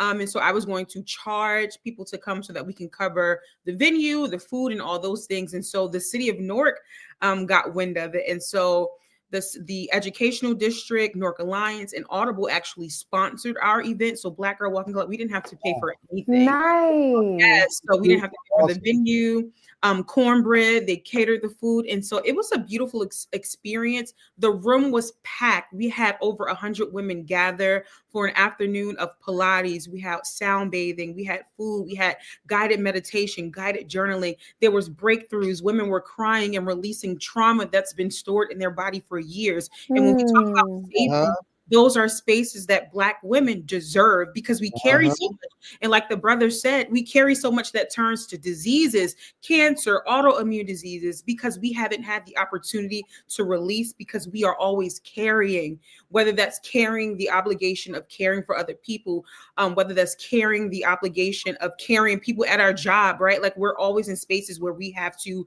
shoulder things. And so that was such a transformative event. And I'm getting goosebumps even talking about it, because it sounds very. I don't even think I can really truly articulate how powerful it was. And so you're doing pretty good. Okay. Okay. Period. And so in terms of looking ahead, we are still doing walks. We are collaborating with different organizations in the DMV area. We are looking to do a pop-up walk in Los Angeles. And we also do virtual events, so virtual yoga, virtual meditation for women who can't make it to our events. We are now offering virtual options. We are looking to do some really, really big things in the summertime. We have a rooftop yoga session coming up. And so we have a lot of things coming up, but more importantly, it's made such an impact that people are coming to us looking for ways that they can sponsor because they believe in the vision so much. And so I'm just so grateful for everyone who's just tapped in and been supportive of Black Girl Walking Club. Beautiful, beautiful, beautiful, beautiful. So I got two questions. I mean, I've been sitting here, really calm and collective, and really, I love you keep talking about community, right? That's really important to me. So you keep talking about that, and I guess the second question is that where you guys at now in terms of the development from a business perspective? Are you guys now 501c3 or 4 at this point? And what's the plans beyond hosting some of these walks? Because and the reason I'm asking that question is because, are brothers invited on these walks? Because people do a lot of dating online. I think these walks would be great. I'm He's trying to make sure he has some weddings to go to, like in the future. I see you, Ed. I see you. I'm asking, those are great questions. To answer your first question, so when we started off, we were not established in terms of being an actual organization, but we are a nonprofit now. So I'm really excited about that. In order for us to be able to take certain sponsorships, it just required us to become a nonprofit. So we are a nonprofit. In terms of a business aspect, my goal is to work for Black Girl Walking Club full time. That is something that I want to that's something I'm looking to do in the future. Right now, I'm an assistant principal. My day job is an assistant principal, but I am looking to work full time for Black Girl Walking Club and be able to offer jobs to other Black and brown women, whether they are practitioners, yoga, meditation, Pilates, all the things. I just want, when you think of wellness, I want you to think of Black Girl Walking Club. So I want to be a hub for wellness for Black women, and that obviously will evolve. There are some things I'm still not clear on, but every day I'm looking for ways to push the needle forward in terms of our offerings for Black Girl Walking Club. To your second question, so we do have some events where men are invited. We have co-ed walks where men are invited. I go back and forth with the idea of opening up the club to Black men. I love Black men. I honor Black men. And so I'm not going to lie, like I pivot in terms of, should I do it? Should I not? I think for me, I just want special events. Keep your sanity, baby. Right, it's Father's and that Day. came from a Black man. Right. A Black That's man said that. That's right. I'm Not really falling enough as it is. Yeah. I think I am really just, for now, I just want to keep it only for women at this time. I just think we don't have a lot of spaces for us, by us. And so I do want to just keep it exclusive to Black women. However, I will still have events that are open to Black men so that they can join us on some of our walks and events. But also check out our Instagram, because we're going to have some co-ed walks and events coming up that I would love for our brothers to join us on. So having said that, right? I go walking with my wife in the rain. So I told her the other day it was raining. I was like, I'm walking in the rain with the one I love. It feels so good. I enjoy that, So shout out to Kim. Shout out to Kim. We love Miss Kim to and through. Better have all the way. Tell Miss Kim she's invited. I'm definitely gonna do that. Right? Okay. She'll come. She's gonna come. She's coming. Yep, we'll definitely make sure she come. Her and Asia. When Asia's coming, I'll make sure her and Asia. We'll say go with Asia and hang out and enjoy. Yes. But we're so proud of you, and definitely, if you have a GoFundMe or something, let me know so we can put it up on the website, and we'd love to support and definitely do anything that we can. Anytime you guys are having an event, just let us know. We'd love to be a part of it. Having said that, is Instagram primarily where you're living online? I was looking for a webpage. I found you on Facebook, right? But I'm an old head who's not on Instagram. So we have Instagram. We also have a website, blackgirlwalkingclub.com. And we also do newsletters. I try to put them out every Sunday, but sometimes I do not. We have a community of about 1,500 women who receive our newsletters. So newsletters, blackgirlwalkingclub.com. We're on Instagram and we are on Facebook. So those are our places where we live. Nice. We also, I'm sorry, one more. We do have group chats on GroupMe. And so we have a main group chat where all the women from their different service areas can tap in. And then we also have subsections. So one for North Jersey, one for Central Jersey, South Jersey, Connecticut, DMV. And so that way we can actually talk to each other and, have dialogue with each other. Nice. And as an educator, do you know Principal Kafele? He just popped in. I do not. I'm actually an assistant principal in Harlem. Oh, yeah. Well, he's all over the country. Oh, okay. Right. Yeah, no, yeah. I don't know him. Not yet. She don't know him yet. Don't worry about that. We're still on the younger side, y'all. Okay. And so don't worry. We're coming up in our ranks, as you can see. Yeah. But Aricia, Asia introduced us to all kind of people. So, we appreciate Asia because, we're a bunch of old men. We appreciate that. Asia, listen, Asia called us old on a sneak tip. She just I didn't say that. I said we are on a come up. I said us, not they want to come down. I said we want to come up. Asia, no, we're here to support Asia. We rock with her. Yeah. This community of All Politics Are Local is very it's a blessing to the community in which it serves, the listeners, and to be able to bring on guests that have different backgrounds, different interests.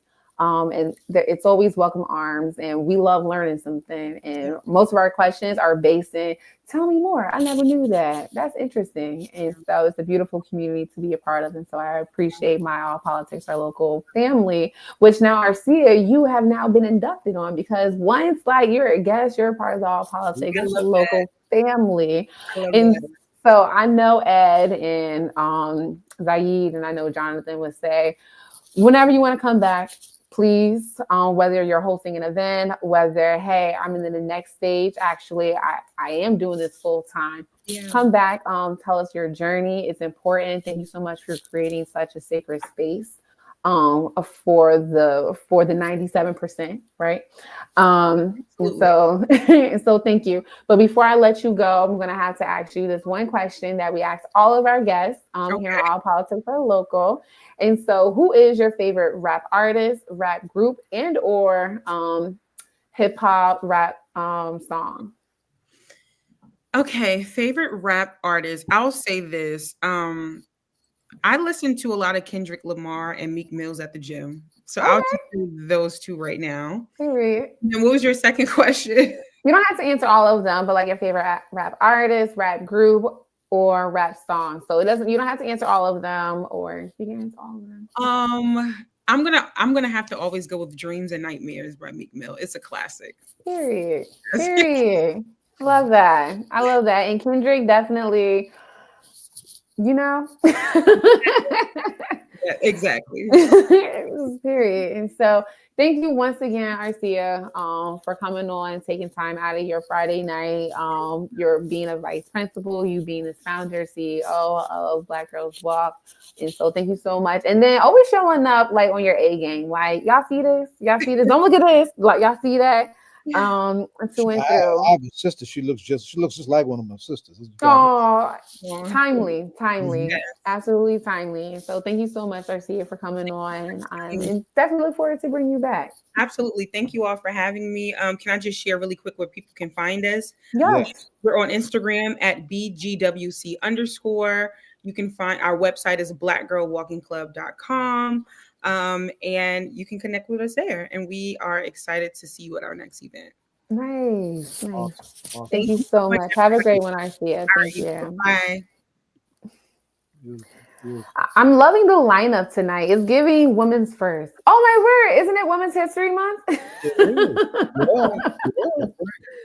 Talk about the unintentionality behind it, like the progression of it all, talking about from advocacy to political statements, and then going down to business, organization, structures, etc. And so definitely the work that's being done just across the board in this very, like, I would just say small space, right? Jersey's fairly small. It's very significant. It's very, very powerful. So appreciate it to and through. And hey, I did not call y'all old. Like, just know that. on the sneak tip, you know what I mean? Did not. It's all right. I would never, ever do that, even if you do have some grays. Yeah. There you go. But every time I get an opportunity, Asia, I'm saying I want to see a young person in leadership. See? Asia, I don't knock your youngness. I promote your youngness. Take it. Shots fired. Take it. And we're going to stay in that same vein because our next guest just happens to be one of our co-founders' favorite students. She's not a little girl. She's not a high school student anymore. She is now the first poet laureate of Newark, New Jersey. Round of applause. We opened up the show with a conversation about Newark having the first city to allow 16-year-olds to vote in their Board of Education, right? We just got finished talking to a beautiful young sister who created this space for Black women coming off the drama of the Trump election, and we're not calling it a theft. White folks voted for that folk, right? And they're driving everybody crazy, right? It was some ground, but a young woman, one of the youngest elected officers in the state in Trenton, pushing for police accountability through a CCRB, standing on Newark's shoulders, right?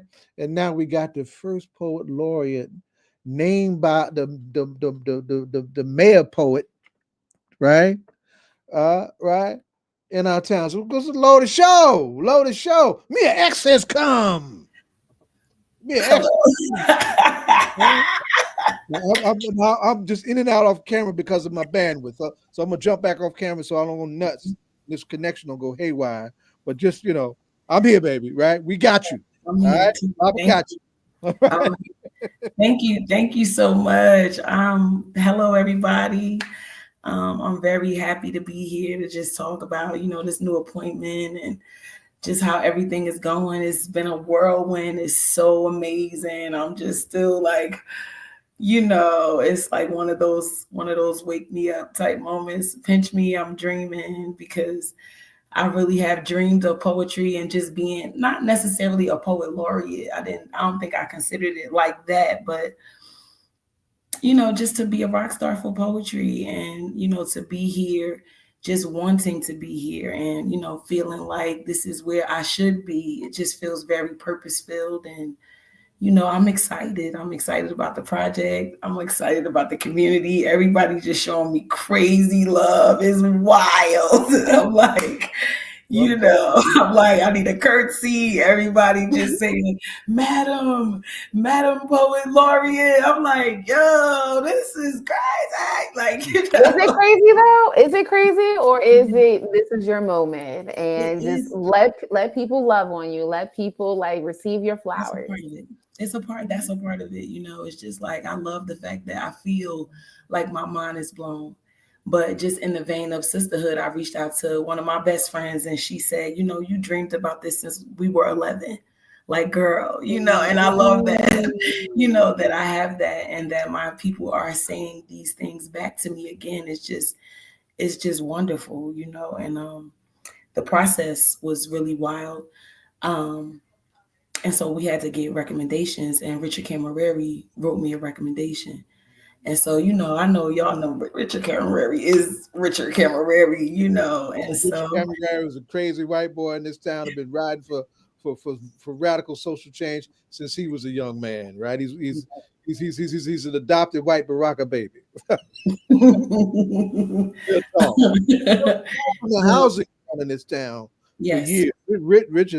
Rich Camerari has a very important history of his own in terms of social justice in this town that definitely merits appreciation. But let's have some fun. Break this down. Right? Now, you talking to Aunt Sue on your porch, and to little Ricky, who's about 7 years old, and don't neither one of them know what the hell a poet laureate is. So what is that? What you do, baby? I show people how much I love poetry. That's really what I'm doing. I'm just showing you that poetry is not so far-fetched from who you are. It's just a little snippet, a bite size of a morsel of something good, and that's all. I feel like I'm just about to be out here sprinkling poems everywhere, which I love that, like a little poem fairy, but I am going to be going to schools. I'm partnering with everybody just to like amp up what literature does, what literature is, and, help people to fall in love too with their own voices and to read more and to share poetry together, because it's something that, we do in this town. It's something that we do, and it's a way for us to come together. This is just like me holding space for a celebration of language. And so, it's me being who I am. And that's what most of everybody is saying too. Like, it's just, this is who you are. So be who you are. And I've always been the same way, to greet you with peace and love and light and positive energy, because I know it's what I need, and I feel like it's something that I could share with the community since I've been sharing it for so long, in a poem form, and to encourage people that, you don't need anything but your voice, a word, we could rhyme, If we ain't got the time, we still can rhyme. She on it. She on it. She's doing it. She's doing it now. You know. Well, I think it's time to really like shine a light on just us being who we are and not worrying about what we don't have, but just like coming together about what we do have, which is a voice and expression. And we're very rich in that. So I'm just going to turn the microphone up on that. And everybody in Newark is already a poet. Like, people got to know we already, like, we live it. It's in us. So it's going to be very wonderful for me to pop up at bus stops and laundromats and cookouts and barbecues. Like, I'm ready, you know, because we have a very beautiful city. We have a very beautiful culture. And to be able to interpret that and translate that in poetry, because we're making a spoken word album essentially. And so I'm down for the rhythm. You know, I'm down for all of the beauty that the city shows us, because I'm not doing it by myself. That's why I said we are all the poet laureate. Come on, you know, this is something that I'm taking on. Like, it's my role, but it's like, it's my purpose to connect people, you know. So this is like my superpower moment. I'm getting into the hero. Like, I am getting a cape. I'm not gonna hold y'all. You might see me pop out with all kind of different stuff, because I feel like imagination is something that I'm rich in. And I don't mind. I always wore my headpieces, and I will be riding a bus and people ask me, what is, and I'm like, I'm married to my dreams. That's right. Always been married to my dreams, you know, and I don't mind popping out in my imagination, because I am my ancestors' wildest dreams. Well, baby, let me ask you this. Yes. I want to take you back to your 11-year-old self. Oh, wow. This is a teaching platform, right? Mm-hmm, okay. Mm-hmm. And, you know, I've been trying to, you know, I've been anchoring these conversations in this town around community-based violence intervention and then trauma and whatnot. One of the things that trauma does to you, and it happened to me when I was that age. I wasn't dreaming when I was 11. I was a walking nightmare, walking nightmares, fighting through everything, right? Yeah. One of the things that violence does is that it robs you of your capacity to dream, right? Yeah. And serious trauma will do that to you when you're young, right? Mm-hmm. How were you able, at 11 years old, in a town as tough as this town is, and it was a very different town when you were 11 now than it is now. We had to be real honest about how tough this town really is, right? Yeah.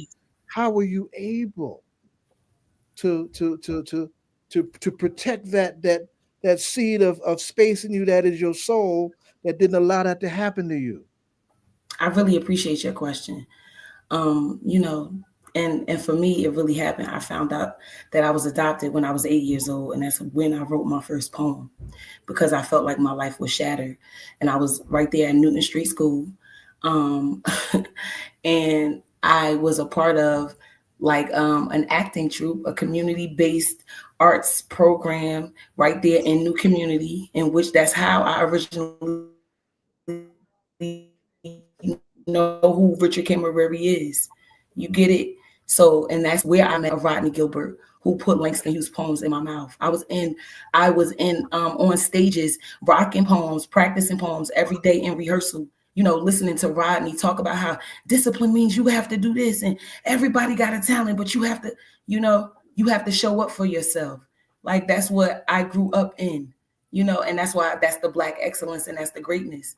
You know, I was going through a lot, but when I went to school, there was an outlet for me to plug into. There were people who, you know, supported that, nurtured that, had me in the programming, telling me what to do, putting me in the, you know, the artists in residencies. And, you know, I was blessed in that way. It was something that I wanted to do. And then boom, I didn't even really know what I wanted to do. I just needed an outlet, and that was there for me. And then I never left.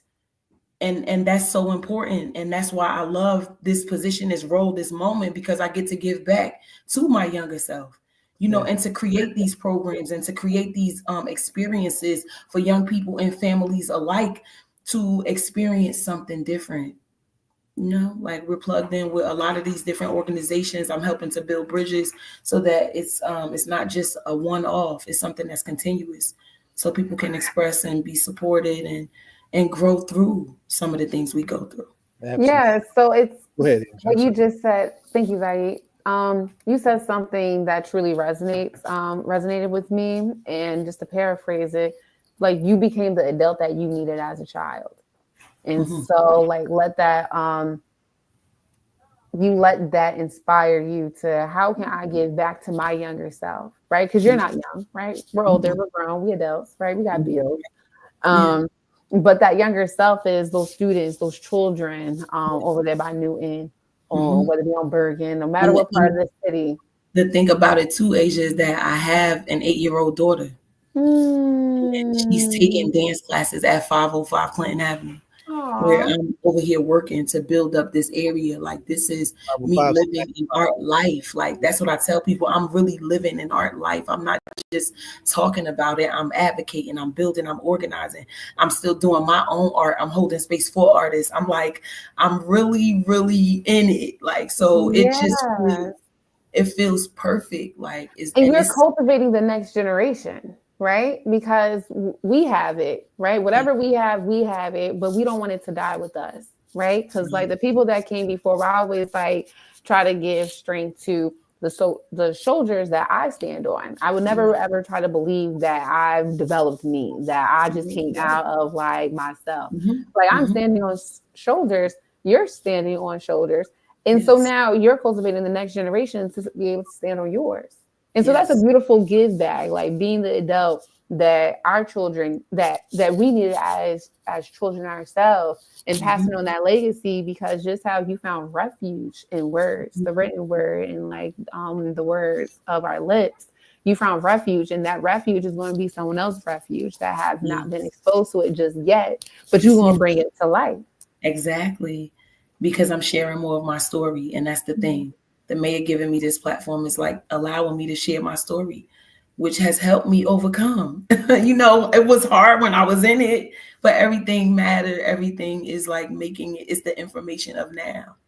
And I'm so blessed. I'm so blessed, you know, to be in the space. Like, and I want to have fun too. So, and it's like, it's been hard. It's been, you know, because I hosted, people don't know, I've been hosting the People's Open Mic for 16 years, never made a dime off it. It's never been about that. You get what I mean? It's been about love. Yeah, baby. That's it's been about expression. It's been about the people, all the stories that come through there, and the love and the life. It's like, oh my God, it's more than a labor of love. You know, it's me. It's my community. Like, I feel very blessed to, you know, hug on people when they come in feeling weak and listen to their poem and snap it up for you, and let's snap it up for me, and let's, you know, we vibe and we grow. And it's, yes, peace, Queen Mother, love you. It's been a wild ride. This just really feels like the cherry on top. And like I said, I feel like it's very easy because I've been doing it, and it's just like, it's a moment for me to like you said, breathe it all in, take it in, and just like lock in. Let me tell you. Go ahead, Ed. I was going to tell a story, but you go ahead. You jump in. I just want to say, first off, I feel her energy, right? I think that, you know, it comes across. It's real genuine. It's real authentic. It's real strong, and I love the fact that you said you're living your dream, right? And I think that that's what we want young people to get to in the city of Newark, right? Don't always think about, you know, you got to get out of this city. You're not going to be able to live your dream, right? Right.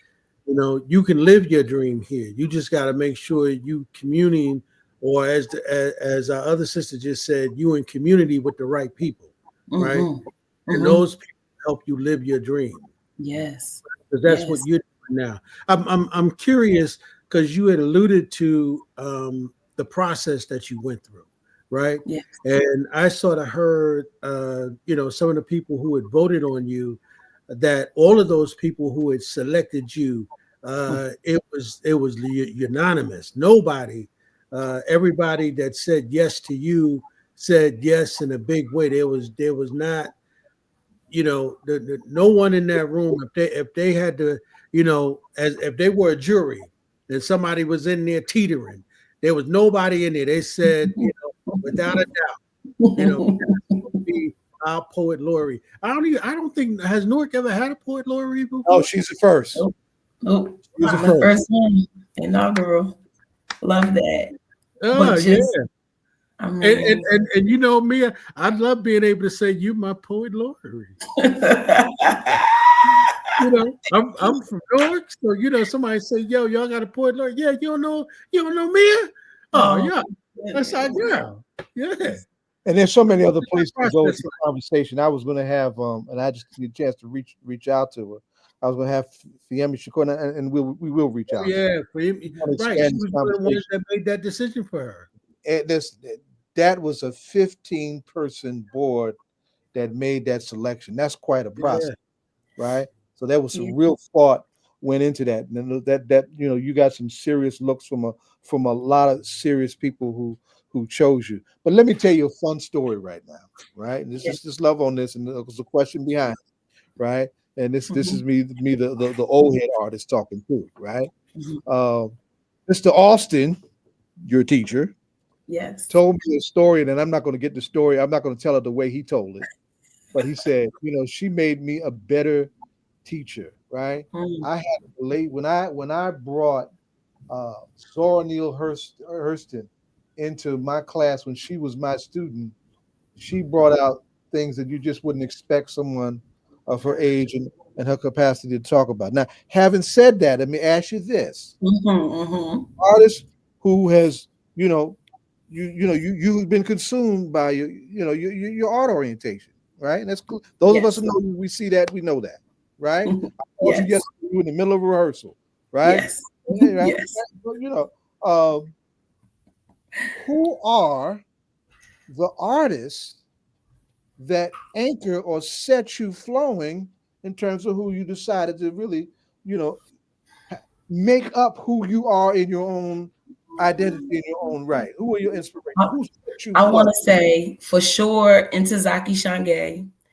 I want to say Alice Walker, Sonia Sanchez, Nikki Giovanni, Maya Angelou. Top 5. Well, I mean, you have those other ones too that are in the fringes, but it's like it's certain words and things that are like right and etched in my heart. Like I know those words, like those are my words too. You know what I mean? But I'm a big Langston. That's the first poet that we ever learned in school. It was like Langston was the only poet for a long time. But and so I like have him in and through me, and I always write and talk about him. And then Amiri Baraka. You can't not have the whole Black arts movement. Period. That whole moment in time, it informs exactly who I am. And yeah, I'll keep it right there. And I'm just very thankful for all of the voices. And I will say that because Mr. Austin was amazing, and just Zora Neale Hurston, period, reading her and like experiencing her in his class really, really opened my eyes in a lot of ways. I love her still to this day, and I'm very thankful for that pear tree. And I probably will have a pear tree in my life somewhere, somehow. I'll probably plant me a pear tree just because of Janie and that book and that life that Zora Neale had us living. I know that's right. And so and I can't tell you how to do your job, right? Because you're the one, you're the only, you're the first, but you're not going to be the last. We know that.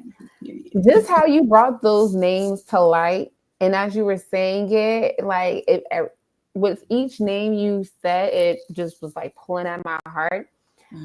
I'm pointing this out because when I was in the 5th grade at Maple Avenue School, Big Maple over there in South Florida, right? I had a social studies teacher, Mr. Scrubbins, and he said he's social studies, and he dedicated a whole section to African American history. And this is during the 90s. And so that's kind of a big deal. The 90s, just having like a social studies teacher in the 5th grade, just focusing on like African American history. Crazy, the 90s. And no. Word, right. Oh, it gets more shout out. Listen. So, and so he told us, he was like, they don't expect you to learn your history until at minimum you get to college. And how many of you do you think they actually think is going to go to college? Wow. And so fast forward, got to high school. I took AP US history. And we learned like Malcolm X, Martin Luther King, just like the everyday. When I got to college, I majored in Africana studies. And that's when I learned who Ida B. Wells was.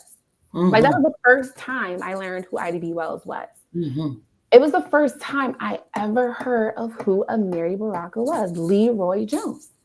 And I was like, whoa, I'm from Newark. Like, Same I'm thing. from Newark. That's And, crazy that we and I went have. to school. And I went to school. Word. Like, I went to college up in Boston, Simmons College, an all women's liberal arts school. And the first time I'm hearing about someone from my hometown was all the way in college. And so, like, my fifth grade teacher back at Big Maple, his words really resonated with me. So I'm saying all this to say, and I already know you got your plan when you go into the schools. You already know how you're going to approach it. I just wanted to like just bring it more to light. Yeah. Say those names. Yes. Because the first time they hear, they might not remember it. Right. They might like forget, but the first time they hear those names should come out your mouth. I love in this. their seats in the city of Newark.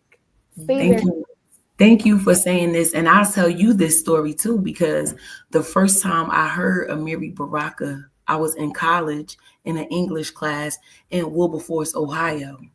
I was taking an oral history class, Black literature. Shout out to Wilberforce, Asian church. And they put on the CD that came with that real big call and response book. The first voice on that CD is Amiri Baraka, and it's his dope poem. And his poem starts with ooh, ooh, ooh, ooh, ooh, ooh, ooh, ooh. Yes. And this is why every time I would run, because I would run into him, I'm about to cry. I would run into him in Pathmark on different streets, and I always would ooh, ooh, ooh, ooh, ooh, ooh, ooh, ooh, ooh, ooh, ooh. Like, and that's why he was laughing, Baba, just like you're laughing at me right now, Baba. This is the history. I mean, I walked up to him, I told him everything, and then I transferred to Temple University. And in Temple, they celebrate John Coltrane's birthday every time. So I got to hear him speak. I got to go sit and listen to him before he got to Newark. Before I got back to Newark, because I was at Temple living my life. I came back to Newark, and that's when I was, we get all into that. But, it's a full circle moment. So I get that, love him, honor him, but I did not hear his name, did not do any of that until I got to a Black lit class at a HBCU, however many, 17 and a half hours away from Newark, New Jersey.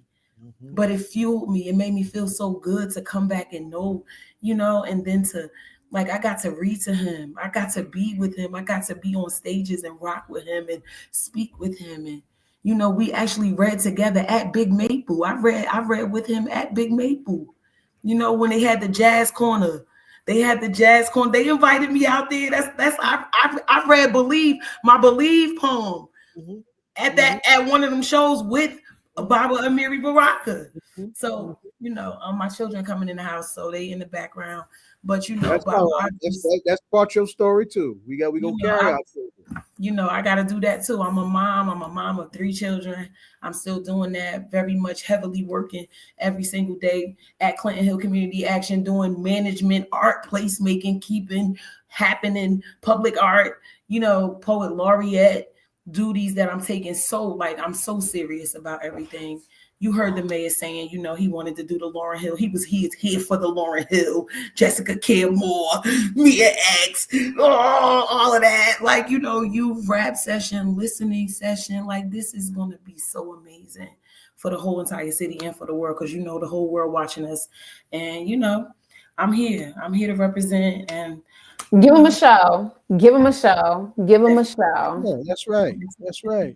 That's exactly right.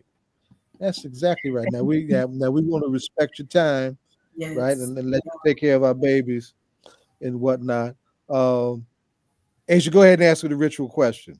Yes. So on All Politics Are Local, hip hop's number one radio show, we ask all of our guests this question, and so you can answer one of 3. You can answer all of them at your discretion. But who is your favorite hip hop artist, rap group, or song? Lauryn Hill, the Fugees, period. How many mics do I rip on a daily? I'm gonna say How Many Mics is my favorite song right now. I love Lauryn and all that she does, but that song right now is what I'm listening to heavily. So, because I'm here for it. Thank you for the question. One love. Yes. Thank you so much. You got to spit something. Wait a minute. You got to spit something before you spit. Yeah, go ahead. I actually did pull out something just in case you asked me. So I do have something real quick if you want. And what you was about to say? I was gonna say, of course, naturally, Asia didn't tell you, but of course, anytime you need to come through here, there's an open door policy for you. So free, feel like you home. Just come on through and do it. You know what I mean? And now, the mayor also has his own show. Actually, Fridays is actually his night. He's usually here every third Friday, but of course, he's on the campaign trail. But I'm gonna look to have you back with the mayor, and you know what? I'm gonna have both of y'all do something live on the air. Oh, love it. Oh, yes, please. Yeah. I would love that. I'm here for it. Please. So I don't know what made me want to read this tonight because I haven't read this in a very long time. It's 30 sentences. Okay, be quick. All right. All right. 1, even in a bunch of rags, God knows how special I am. 2, life sweeps our lives to the side. 3, there is a DJ and the DJ is mixing my life. 4, there is no choice except ball or ball hard. 5, my voice, there lies. 6, I'd like to be in love. 7, between gunshots and sunbursts, I'd like to see heaven. 8, when a woman is in love, her voice sounds different. 9, it ain't because it's not. 10, because I said so. 11, is your radio awake because it's making me sleepy? 12, when was the last time you felt good? 13, what is peace of mind? 14, something people die struggling to find. 15, dear babies, stop trying to be women. Your skin is not big enough. 16, everything is distorted. 17, explain your pain. 18, my soul gonna do the WAP forever. 19, we have to remember for those who cannot. 20, we have dreams and dollars, but no daddies. Why not? 21, happiness is learned through tears and growth. 22, you can't rewind. 23, vibrate love. 24, live musically. 25, stay wild. 26, stay golden. 27, I am a phenomenal woman. 28, develop something beautiful. 29, be your dream. 30, wake up. That was 30 sentences by Mia X. I hope That is you what we heard call a it. serial poem, too, by the way. Class is always in session. And that was a beautiful serial poem. We see you, daughter. I love y'all. Thank you for listening. Thank you. We appreciate you. Peace. All right, Queen. Good stuff. Loaded night. Sisters are on the march. Right. It's all women tonight. That's right. This march continues, right? Yeah. I got me a radical young warrior woman here get ready to jump in and talk about the greens. And when a black woman talk about the greens and not the blues, that's a good thing. We trying. We working hard up in these parts, Baba. We working hard. We trying. Renee, let me first apologize. I'm off camera because I have some bandwidth issues with my connection. So I'm just doing that so I'm not in and out and driving people crazy and keeping the show on this flow. Right? No worries. This is Renee Johnston of the Green Party of New Jersey. Everybody ain't Democrats and Republicans, right? Now I'm neither of the above. And they've got their statewide convention coming up, and Renee's got a voice and a presence as on the activist front in her own right. She's also a media force in her own right. Black Power Media, right? Liberation Media. Liberation Media. Well, did y'all just change it? We changed it like 2 years ago. All right, because I'm getting it mixed up. See, I'm older than you, baby. Don't worry about it, right? I earned all this gray I got. All right. But yeah, a very strong, very clear voice of radical reason that we need to hear. So Renee, tell us. Come on in, right? Tell us what's happening with the Greens, and how do we have a? Let me be Uncle Flip on the block and whatnot. How you ain't no Democrat, you ain't no. What's this you talking No. about, baby? Explain Mm-mm. this to me. I ain't never seen no Green president or governor, right? No, and that's okay, because if you Go look across the country, the Green Party is the only party that has over 100 candidates in local seats across the country. So, your title of your show, All Politics Are Local, that is the Green Party. We work on local politics. In fact, our in Patterson, one of the council members is a Green Party member. So it's not, we are not we are not without presence, right? But what happens inevitably is every 4 years when we do run for national seats and the media, mainstream media, decides to pay any attention to what the Green Party is doing, it is presented as a party that only shows up every 4 years. It does not acknowledge any of the work that's done in between presidential campaigns. And so you end up with people who are under the impression that that's all that we do. But in fact, the Green Party is running a candidate for governor this year. We ran a candidate for governor 2 cycles ago. This is not the first time, and it's not going to be the last time. And in fact, in the last election, we had 13 candidates across the state running in every congressional district and for a senatorial seat. So we're doing the work, and it's just, it's a matter of time. It's a matter of work. It's a matter of getting on the ground. It's a matter of having conversations with people. It's political education. It's reaching out, being on the ground, doing all the things. And so we'll just keep doing the work, and eventually it'll start to get through. Before you tell the Green story, tell your story about how you became Green. Sure. So I used to vote Democrat. And then the last time I voted for a Democrat was in 2008. So we're going almost 20 years now. But I can no longer, and had to just stop going along with the lesser evil argument. I couldn't do it. And there is no convincing me at this point that choosing between 2 parties that are all working for the same capitalist system and the same corporations and the same billionaires are going to do anything that's beneficial to the people.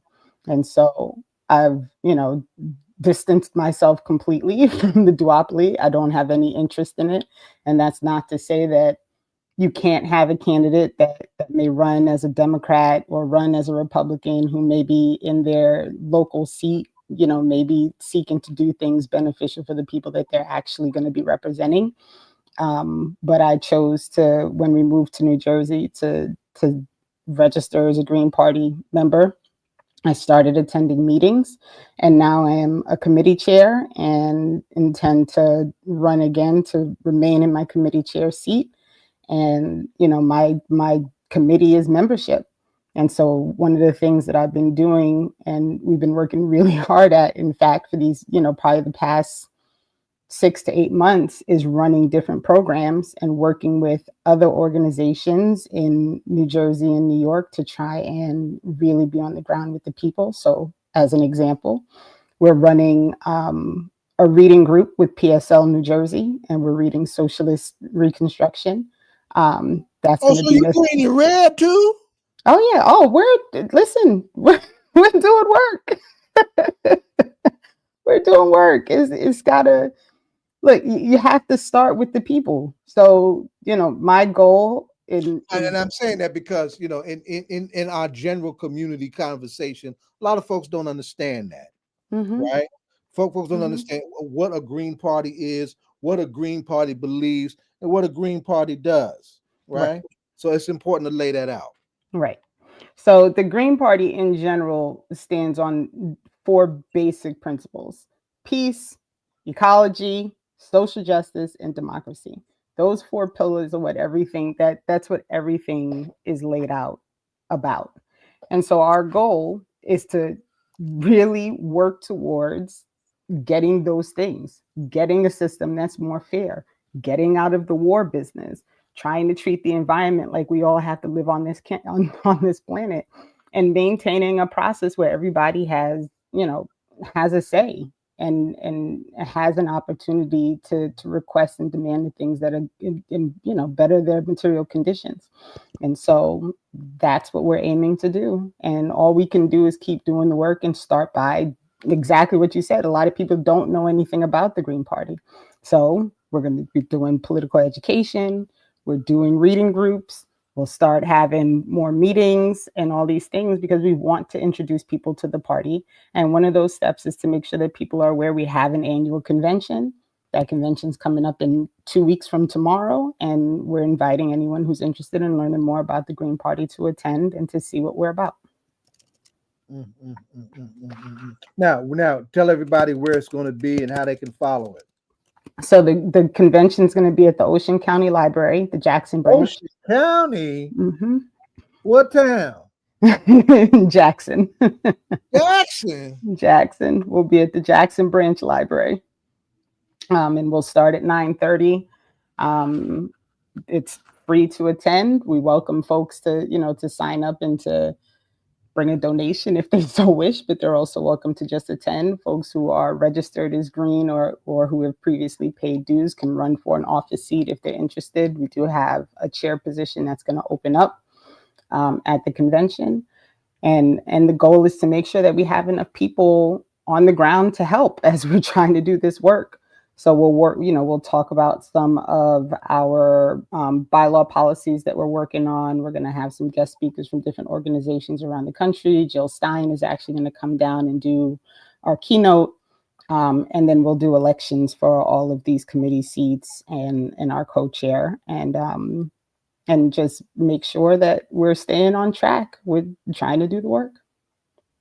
Now having said that, let's have a conversation, if we will, about where we're at now in this country, right? And the context in which you're trying to do this work. Right? We got a right wing on steroids right now, right? And not that we were doing that much better beforehand, right? This is a real thing, and folks like your age range, a little younger, a lot of folks are really effed up about how the fact that this lunatic won this election. Those of us who are older saw it coming, and we've been talking about this thing called fascism for a minute, whatnot. How has and some of the answers, the question I'm asking, you've actually already answered in one way, but I want to amplify it, right? How have y'all been able to respond to where we're at now, with where this government is right now, where this government is taking us? How is that impacted on your work and your capacity to communicate your line and your vision? I mean, to be honest, because we have been fighting the duopoly outside of saying things a little more loudly, I don't know that we're changing that much. We've always been against war. So continuing to speak out against war is not new. We've always believed that you should not be genociding an entire population of people on the other side of the world. And so continuing to stand up for our brothers and sisters in Palestine is not something new. We've never supported the over-incarceration, over-policing of people. That work continues. So honestly, I think for people who understand and have followed the trajectory of this country and the lines and the paths that we've been going on for decades now, for me, it's more like, okay, people are actually paying attention again, right? Like people paid attention in 2016 for a little while and they all went back to brunch in 2020. And so for us, the work is just a continuous stream of doing the things that we've been doing for a long time. In the climate in which the last election took place, I'm sure y'all got some.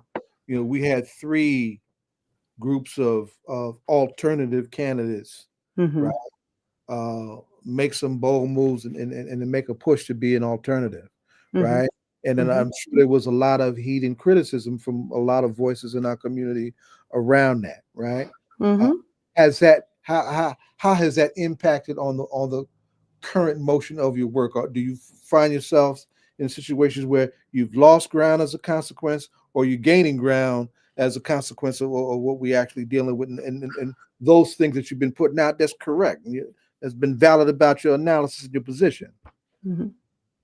So I think we've gotten more support and more people interested in the Green Party than I've seen in the 3 years since I joined, to be honest. I think if people look at the numbers from the 2024 election, they'll see that the majority of people simply did not participate. So when you have 90 million people who are choosing simply not to vote because they have no interest in participating in a process in which they have to choose between, two people, neither of which are working towards improving their material conditions, that leaves a lot of people who are unhappy, and a lot of people who are dissatisfied, and a lot of people who are seeking another method in order to move forward and get actual representation about the things that they want in their lives. And so for me, this is, it's a time to really engage with people who are sick of the system. And it's a time to have those conversations with people who chose not to vote. And it's a time even to have conversations with people, because people do say, like, wait, you didn't vote for Harris. You didn't, you let, and in the end, everybody has to do the thing that allows them to sleep at night. And for me, I had no interest in voting for a candidate who was going to be supporting the killing off of an entire population of people, period. I wasn't doing it. So like, I'm fine. I'm good. I'm good with my decision, and the work continues. Now, the local strategy, right? And I'm glad you raised something that is just not in the local conversation hardly at all. We do have a gubernatorial race getting ready to jump. That's already in motion, right? You mentioned that there is a green candidate in the gubernatorial conversation. Who is that candidate, and what do we know about? What should we know about that candidate, and why are we not hearing about that candidate in the broader, media places where these conversations are taking place? Well, it's the same reason that you didn't hear about Jill Stein for the most part until people wanted to start comparing her to, why she was just like Trump, right? Like, they don't have any interest in elevating the voice of someone who is going to be talking about the things that neither party wants to escalate.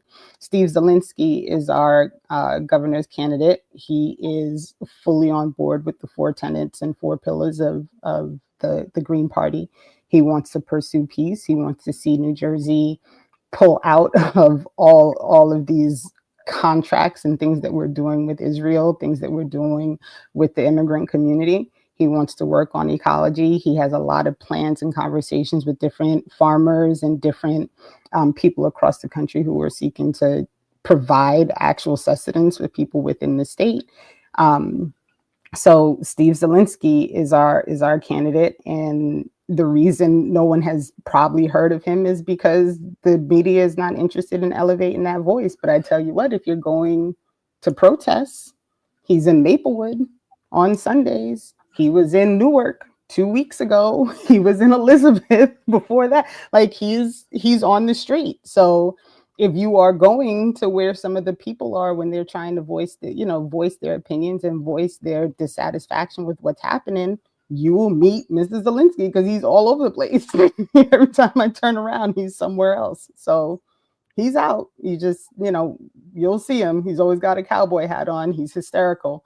So he's there. He's on the streets. Cowboy hat. Okay. Where in Jersey is he from? He's from South Jersey. Oh, goodness. Okay. All right. And I will happily send him contact information to you.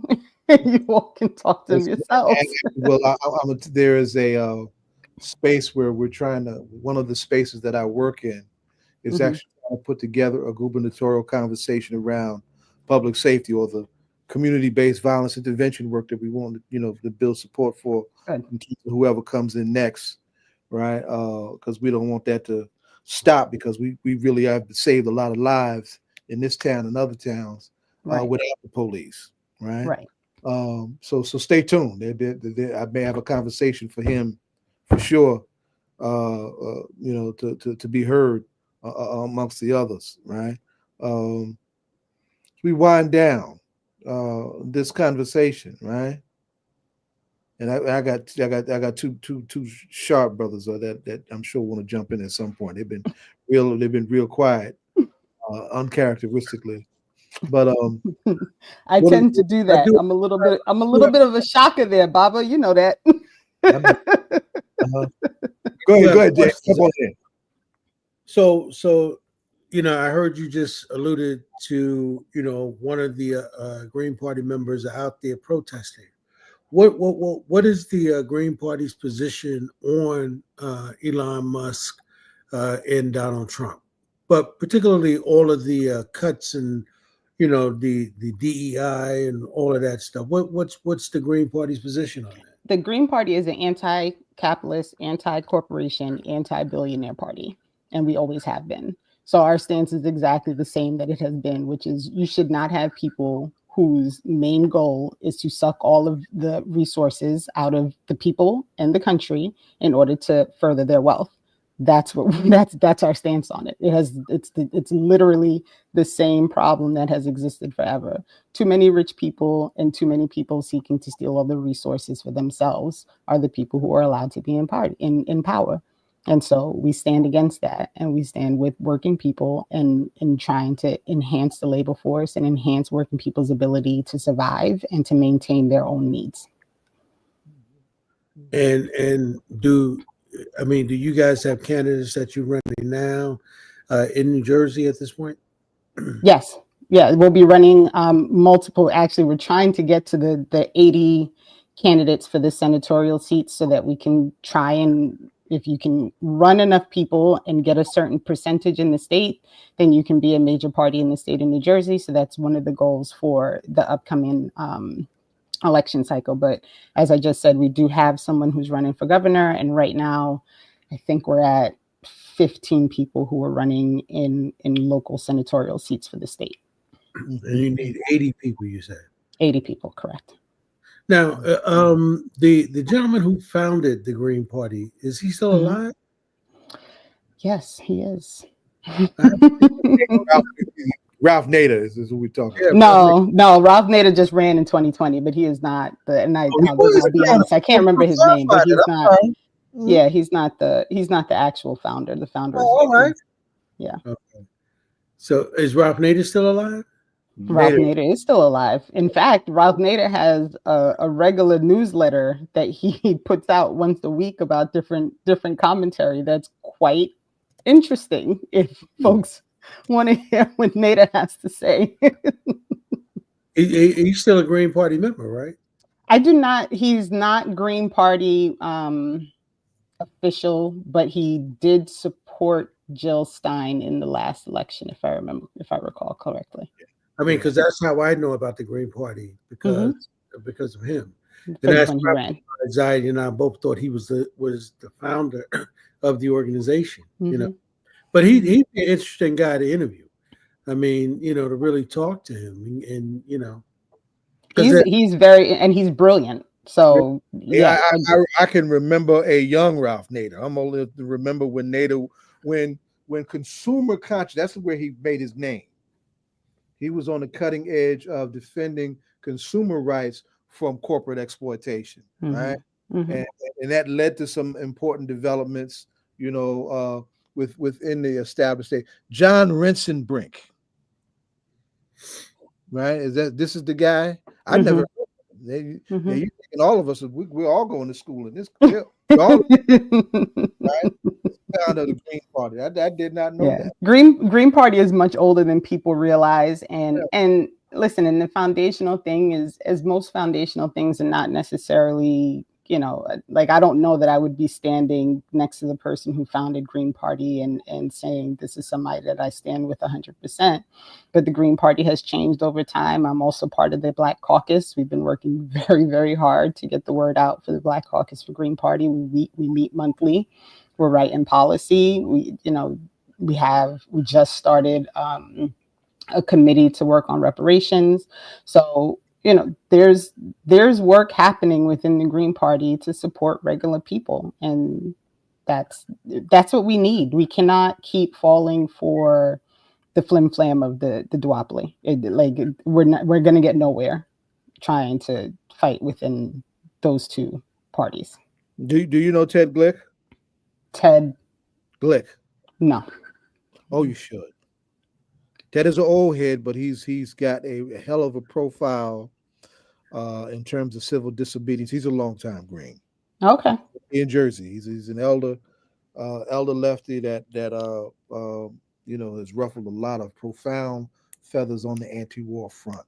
Okay, I gotta track him down then, because that sounds like somebody I need to stand next to. You should definitely be up sure. Right? Ted is sharp. Ted has really put in some work. I have a lot of respect for Ted Glick.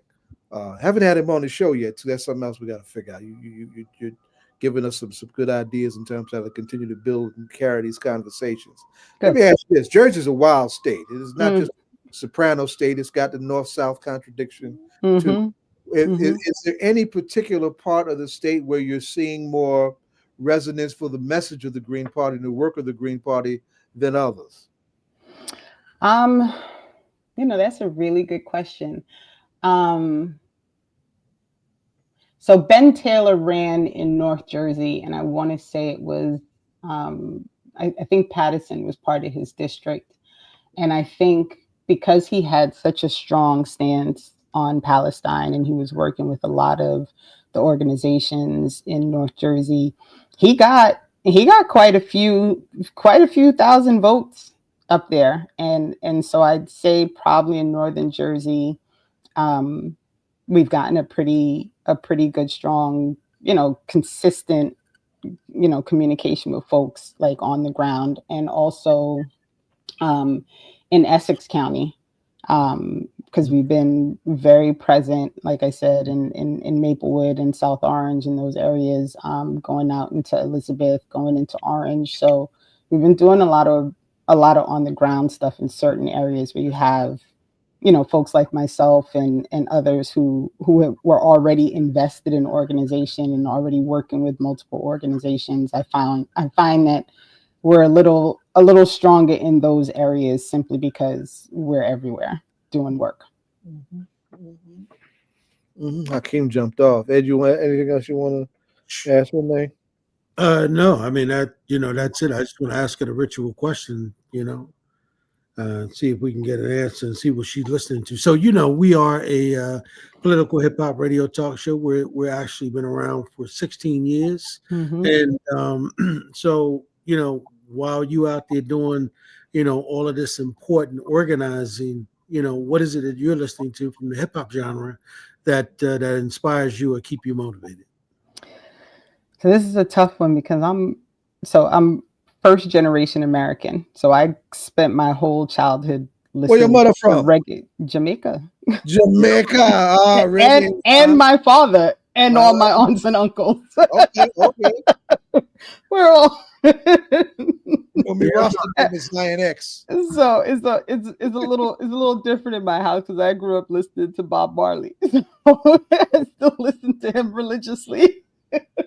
But I will say I do have a love for Rakim.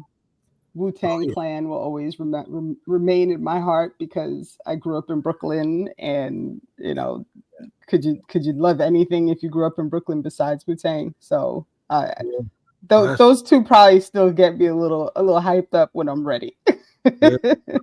Classic. Yep. All right. Renee, I'm glad you called. All right. Thanks for the invite, Baba. And if you could share the link with the audience for folks to register and sign up, I'd appreciate it. Again, 2 weeks from tomorrow, we'll be down at the Jackson Library in Ocean County. We'll run from, doors are open at 9:30. We're running from 10 to 4. And I'm really, really looking forward to having some people come out and learn what the Green Party is doing and all about. And thank you, Moby Bongo. I appreciate that. Beautiful. All right. Thank you all so much for your time. Have a good night. Thank you. All right. Yeah. That's I'm sorry about my this helped me being off camera, right? Oh, But I'm not yeah. sorry we are, because it's another level of communication. And Hakeem just step back. Hakeem, come on back. Yeah, that's that's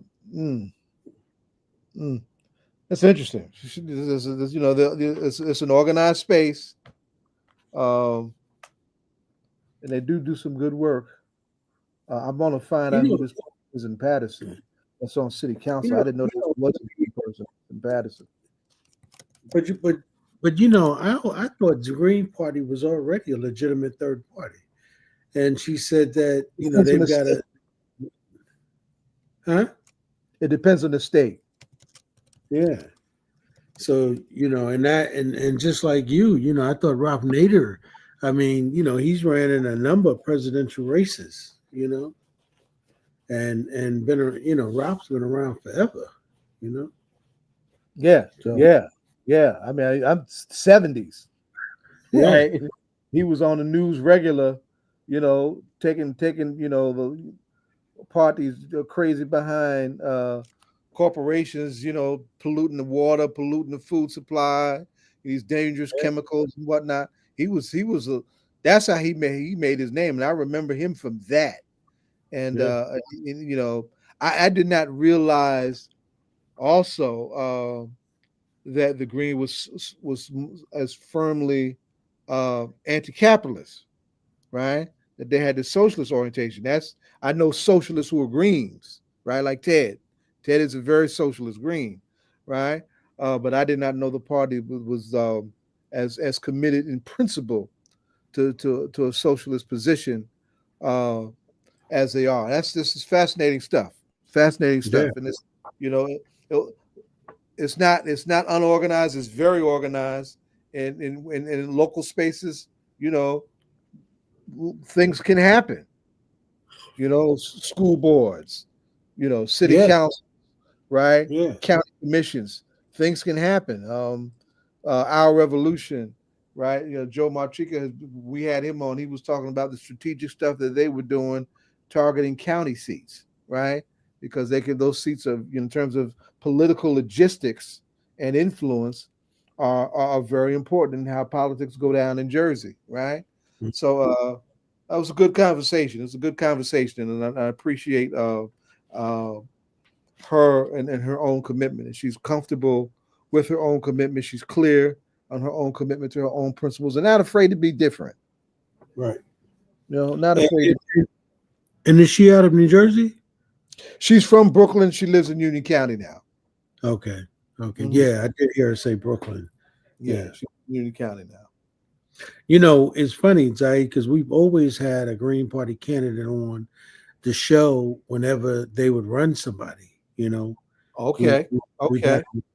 So that's why I was saying to her, we've been around for 16 years and always when there was someone running. But I've got to say, this is the first time I've actually heard someone say that Ralph Nader was not, the person who founded it. You know what I mean? Mm-hmm. So, I mean, that's kind of incredible to me, because he was definitely the guy that put it on the map. For sure. In my modest judgment, at least in terms of public consciousness, for sure. Yeah. And he was criticized. Yeah. Stein was criticized, and Cornel West was criticized. They don't talk about my girl Claudia De La Cruz as much, because Claudia was as much younger, but Claudia was the candidate for PSL, the Party of Socialist and Liberation.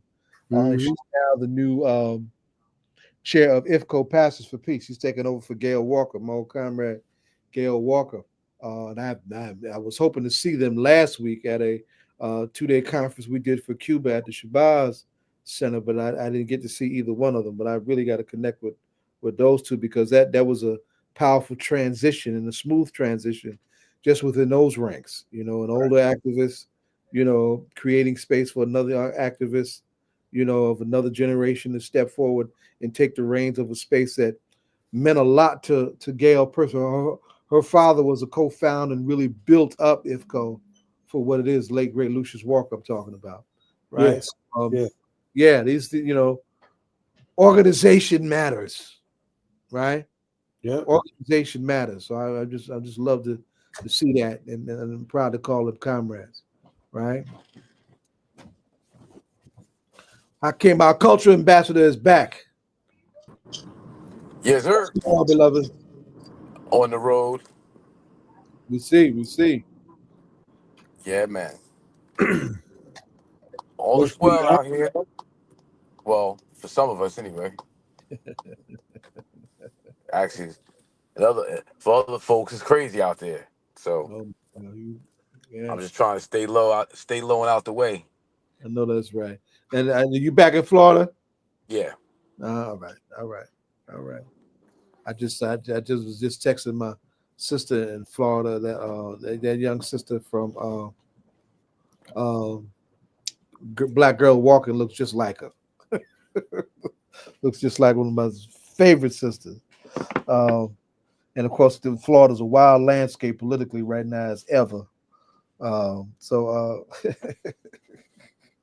Yeah. So what say you, Hakeem? What's happening? What's happening in the land of hip hop? What you bringing to us tonight? Well, I thought that DJ Rhino was gonna be steering the wheel this tonight. That's why I was like, I got a studio session planned, but I guess my engineer is MIA, so I'm back in the car. There's a lot of stuff happening in the streets. I wouldn't necessarily call it hip hop, though. You know, the streets gets misnomered hip hop. So a lot of the gangsterisms that happen in our community gets, put on the hip hop culture. And it's like, no, it's not hip hop. It's just good old American culture / capitalism. It's plantation culture. Say that. And, the slaves are slaving. So on the West Coast, there's been some upheaval because some of the gang leaders out there who were supposedly reformed gangsters, doing good for the community, trying to help the community. Come to find out, they've been using their nonprofits and their in their movements to really extort people, keep people pressed, allegedly murder people. And there's a lot of rap names tied to it. Nipsey Hussle, PNB Rock. So a lot of what I'm talking about is on the popular podcasts. These individuals and organizations telling on themselves and telling on each other and snitching and ratting right there. It's it's amazing. It's like y'all snitching on each other. Like you got actual gang members telling on themselves, going, "I did this, I did that, we did this."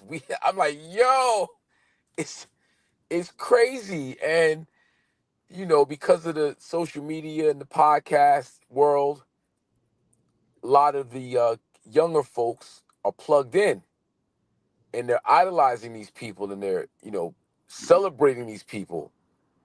And these people, like, they are filthy, just filthy. And again, it gets put on hip hop, though it's not hip hop. It's just street culture. It's plantation culture. It's the slaving. So that's kind of what's happening right now in that's neck of the woods. I don't want to really say no names and because it's serious like that. But you would think, after COINTELPRO, Death Row, Bad Boy East vs. West, you would think that our people would have learned their lesson, but they haven't. Yeah. They got to learn old lessons over again like they brand new. Don't want to study history. Let's say again. Don't want to study history. But a lot of some of these folks actually know the history. That's the scary part. Like some of these people know the history. Mm-hmm. They like they're in the community fronting like they're this and fronting like they and using the movement and using the to really just extort people, press people, rob people in the name of checking in. Oh my God, it's scary, yo. Because, you know, it's a person like Nipsey Hussle, who, you know, he's a Crip and was really looking to do the right thing, move his community in the right direction, you know, create opportunities for younger people to not have to go down the same path. And it's jealousies. Who you think you are? That's all It's it takes. huh? That's all it takes.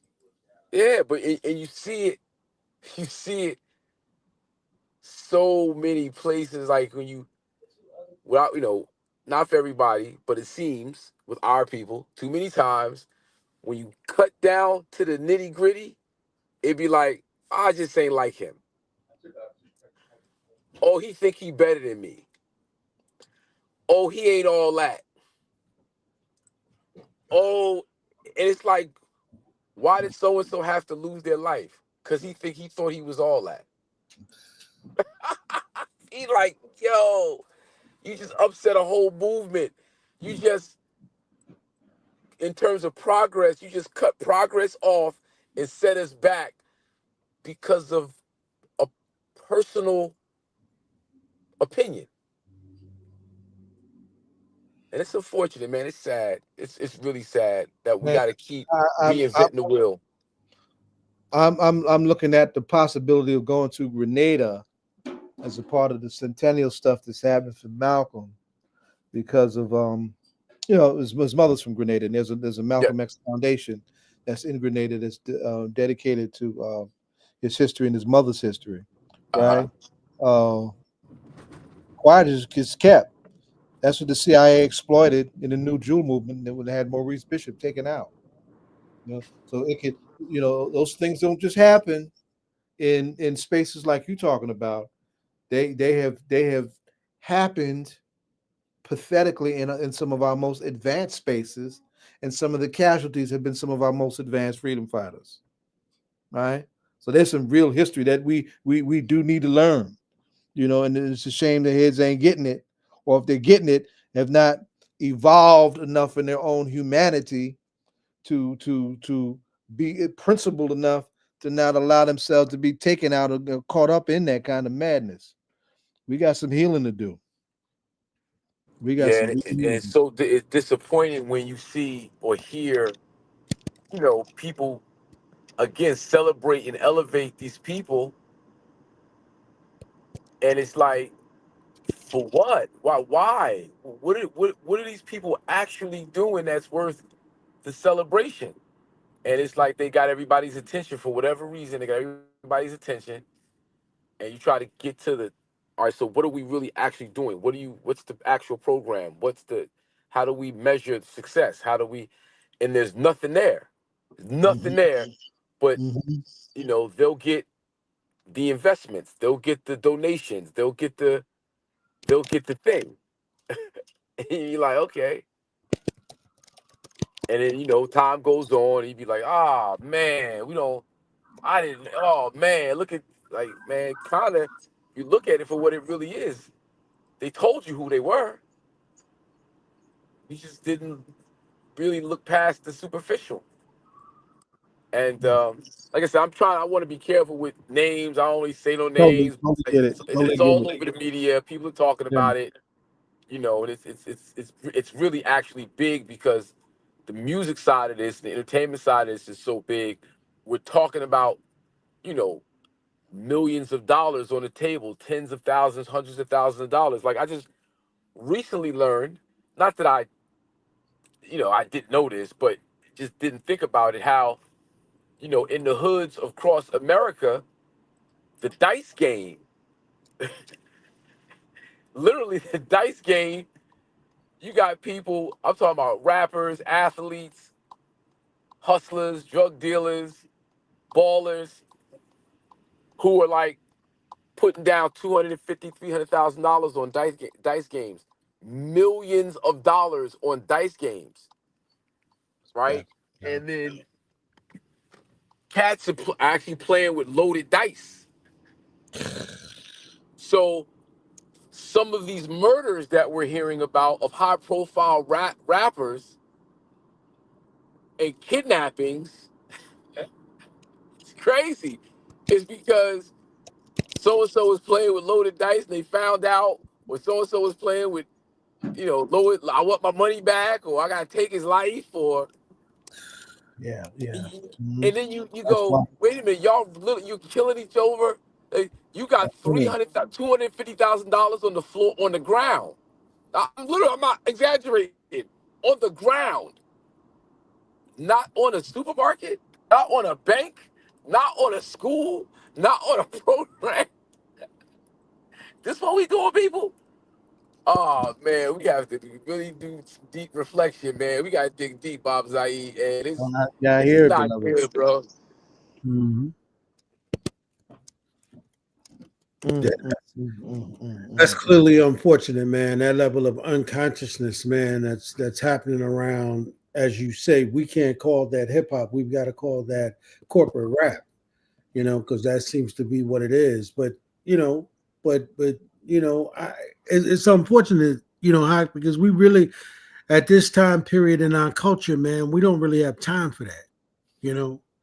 That level of nonsense, man. We just don't have time for it anymore. No, we don't. It's too much stake. And that kind of money if it's a football game, well. we in the last minutes, bro. Yeah. We in the last minutes, and hey, we keep doing what we do, and touch who we can touch, empower who we can empower. Yeah, that's it. That's exactly what we are, man. Because, it seems to be, man, that and listen, I'm like LL Cool J. He said when I don't know if I shared this with you, man. I saw him in an interview some time back when he was talking about them cats who don't like him. When they were saying he was corny, and he was saying, well, you wouldn't even be here if it had not been for me. And so for those guys who would say that, and then now, for them to be part of this whole corporate, rap genre, and really no level of consciousness, no moving our people forward, and you got some cats who would make that nonsense part of the hip hop culture, where you got $200,000-$300,000 laying on the ground, and you playing with loaded dice. Come on, man. I mean, make it make sense, man. Make it make sense, right? That's just absolutely. We could do with several $100,000 like that. To keep people alive and fed and Right, and make money doing it, mind you, not like just throw the money away. No, you could invest the money in something that will give you a return, and you get to help people at the same time. And you get to help people, and that's the thing we need to highlight is that investment in the community makes the community more profitable. Absolutely. Investment in the community makes us all richer in a material sense, but more importantly, in a spiritual, and emotional, in a mental, in a healthy sense. Like it just, we got this idea, the way we think is totally backwards. So, it's like, brothers on the block can't, not to, I don't promote this, but brothers on the block doing what they do. And if you're not on my team, you can't eat. If you in competition with me, I gotta take you out. We gotta go to war. So I learned that there's a whole marketing strategy of utilizing competition for your own profit. So the example that was shown was two ice cream carts on the beach, and how one guy there, he's and then another guy comes along, and if the second guy comes, puts his cart in the right spot, can't be too close, can't be too far, they basically draw a bigger crowd, which they're both individually able to leverage the bigger crowd. Now, we see that play out when you go to the block and you see Kentucky Fried Chicken, McDonald's, Church's Chicken, Checkers. how all these fast food restaurants, how are they all making money? Because they're leveraging the competition. Because there's more options, more people come. Since more people come, there's more chance that people are going to end up in my establishment. Same way with supermarkets. You'll see a Walmart or Target, all in the same area. Like, why would they put a store right there, right next to the competition? Because that's the strategy. It's a strategy. But for some reason, we don't realize that our unity and working together makes us all richer. It makes us all more powerful. You go to war with your competition, or he trying you on my block, this my block, it's my thing. You can't eat here. Nobody else but me can eat here. Now the cops is on the block and nobody gets to eat. How about that? That's right. That's right. Right. So it's a very basic thing that our people have to implement in our lives, whether we doing street business or real business. It's a principle that works. Cooperation and unity is something that we gotta Yeah. stress more. Yeah. And Malcolm is screaming from the land of the ancestors on that one, brother. We need that now more than ever. More than a long time, anyway. Absolutely. Absolutely. But that's going to be our downfall, right? Because what's going to separate us is going to, it's almost like those group of people, Zaid and Haku, went to the White House to celebrate Black History Month, right? You think about, it's a whole nother group of plantation Negroes, Do they even understand what's happening in America at this particular time? They don't care to understand, brother. That's right. That's my point. Yep. That's my point. You there, with a guy, it's man, I was trying to make sense of, how do you fire somebody who was the Air Force general, that brother Charles Brown, right? This brother had 40 years in the military, man. 40 years. And you hire the white guy who came on and became the Joint Chiefs of Staff, and the white guy says he's nowhere near as qualified to be leading the military as the brother. But you still call the brother a DEI hire. Isn't that something? Mm-hmm. Right. But everything, this whole Trump mess is Putin calling all the shots. So, he needs a chaotic, out of control confusion. He needs people in place who aren't qualified. Yeah, absolutely. Right. He that works for Putin. Right. And what they're doing. So, and then in terms of division and chaos and lack of trust and racism, sexism, all the isms, we use these as tools to keep people from working together, keep people from trusting each other. Mm-hmm. Right. So, it's once we come to grips that Trump is a Russian asset and that he's working on behalf of Putin, then a lot of other things make sense. Yeah. Yeah. We've been called. Some of us have been calling for the fall of America. Well, here it is. Yeah. And I can remember a time in this country, coming up, if you was a Russian loyalist, right? They'd put you out of America, brother. They put you out of this country, if not kill you. Or they'll lock your ass right? up. They call you a communist. But you look at Trump, he's actually getting away with this stuff, man. Right. Well, Russia is quote unquote a Christian nationalist nation right now, right? That's right. Nah, So it's dog whistle, like it's dog whistle, wink, wink. You know, Christian nationalist really means white nationalists, right. That's right. and with an emphasis on the white. Yes, sir. So Yeah. they throw everything they stand for. They in quotes everything they stand for goes out the window when it's about whiteness and male. When it's Yeah. about being male, being white male, everything else is out. Anything else is permissible.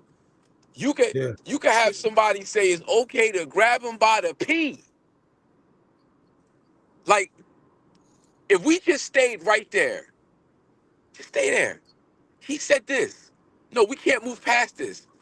Anybody that supports him, anybody that protects him or pushes his agenda, how do you reconcile him encouraging sexual assault against women? Please tell me, how do you reconcile that? We can't talk about nothing else until you reconcile that. Now, if you can reconcile that, I gotta walk away from you. I don't want to even be Absolutely. associated with you. But we gave him a pass. We Yeah. should have stayed. If he was black, we would have stayed right there. But because Yeah. he's white, they shifted the conversation quickly, and we all allowed them to. Why? Because he's white, and he gets that Yeah. privilege. That's right. That's exactly right. That's right. Yeah. And he's able to commit over 30 felonies, right? And then 34 felonies. and nothing happens to him. Nothing. You know, somebody. I saw something recently online with some brother who I forget where it was, but some brother had robbed some former football player, and they wound up giving him 43 years for the robbery. I don't know, was this three strikes you out? I don't know the case, but I was saying it can't be for that. You know what I mean? And it must be somewhere in some deep south somewhere where this is happening at underneath Trump. But you can see he doesn't care anything about the rule of law, right? Oh, So he's saying that matters, that the rule of law applies to everyone else, but it doesn't apply to me. I'm stacking the deck on the courts, the Senate, the legislature. Everybody got to fall in on what I say. Yeah. Yeah. Which does nothing but help Putin. Yeah. It Yeah. all go back. It's all He been claiming. He been claiming. Me and him can make deals. We can talk. Say it again. Trump. Me and him, meaning Putin. Me and him can make deals. We can talk. Yeah, Yeah. that's what But he said. did you guys didn't see the video early this week of Putin? He had a meeting scheduled with Trump, but he was Right. talking to his Russian whoever. It was an audience, a crowd of people, maybe 200-300 people. So the people said, basically you're late for your meet with Trump. He was like, whatever, make him wait. And they all laughed. Like he ain't making no deals with Putin. Putin's going, this is what you're gonna do. That's the deal. The deal is this is what you're gonna do. Or you remember John F. Kennedy? Remember him? Yeah. Or these tapes we got on you? Like that's why none of these people will turn on him. Yeah. If you don't want these pictures, you really want to get reelected next midterm. I'd hate for these pictures to hit the press. Yeah, he definitely got something on him. I mean, those guys got something on him, and why he's constantly throwing America underneath the bus in order to bend over backwards to do whatever I don't know if he calls this business or whatever, but whatever he calls it, he's bending over backwards to do it. But listen, y'all, we've come to another end of the show, so definitely want to say big up, Zaid, to everybody who came through. You want to thank those folks, Zaid? We had quite a show. Let's start with Assatta Mann from the Jersey Institute for Social Justice. Councilwoman Casey Edwards from Trenton City Council trying to push that police accountability CCRB conversation down in Trenton. What is my daughter's name? Dr. Arliss. Aricia Stokes. I'm sorry. Black Girls Walking Club, right? Renee took us, poet laureate Mia X and Renee Johnston. Yeah. Strong United sisters, strong United young sisters. Very proud of all of them, right? Good conversation, right? And Asia got a chance to jump in and be with us for a couple hours. It's good to have her energy around, right? So it was a good night. And of course, Hakeem is taking us out, right? With his insight on some stuff we need to pay attention to, stuff that's under the radar. Yeah. Need to pay attention to. Because that's that will be one of the tools that the state will use to knock down the good work that we do. Yeah. In that same vein. Yep. And because I've been telling here, I said, in this climate, you got your discipline is going to be huge, especially when you're handling money. If you got to cross your T's and dot your I's, or they will criminalize all of us that got previous records. Our black asses are going back. That's right. They definitely trying to criminalize us, Zaid. Mm-hmm. You know, and we got to be smart enough to walk away, brother. Absolutely. Absolutely. So it's a powerful show. Powerful show. We appreciate everybody chiming in. Appreciate chiming in. We'll be back next week. That's right. So we thank y'all. Of course, this is All Politics Are Local. We thank y'all for tuning in. And as my brother Zaid say, well, first off, let me just say, to our other co-hosts, John Austin, and of course, Asia for coming through. Donna, she texted. I don't know where she's at. And of course, all of the other co-hosts want to say big up to you all tonight. But as my brother Zaid says, we'll catch you where's I? Catch you in the whirlwind. Catch you in the whirlwind.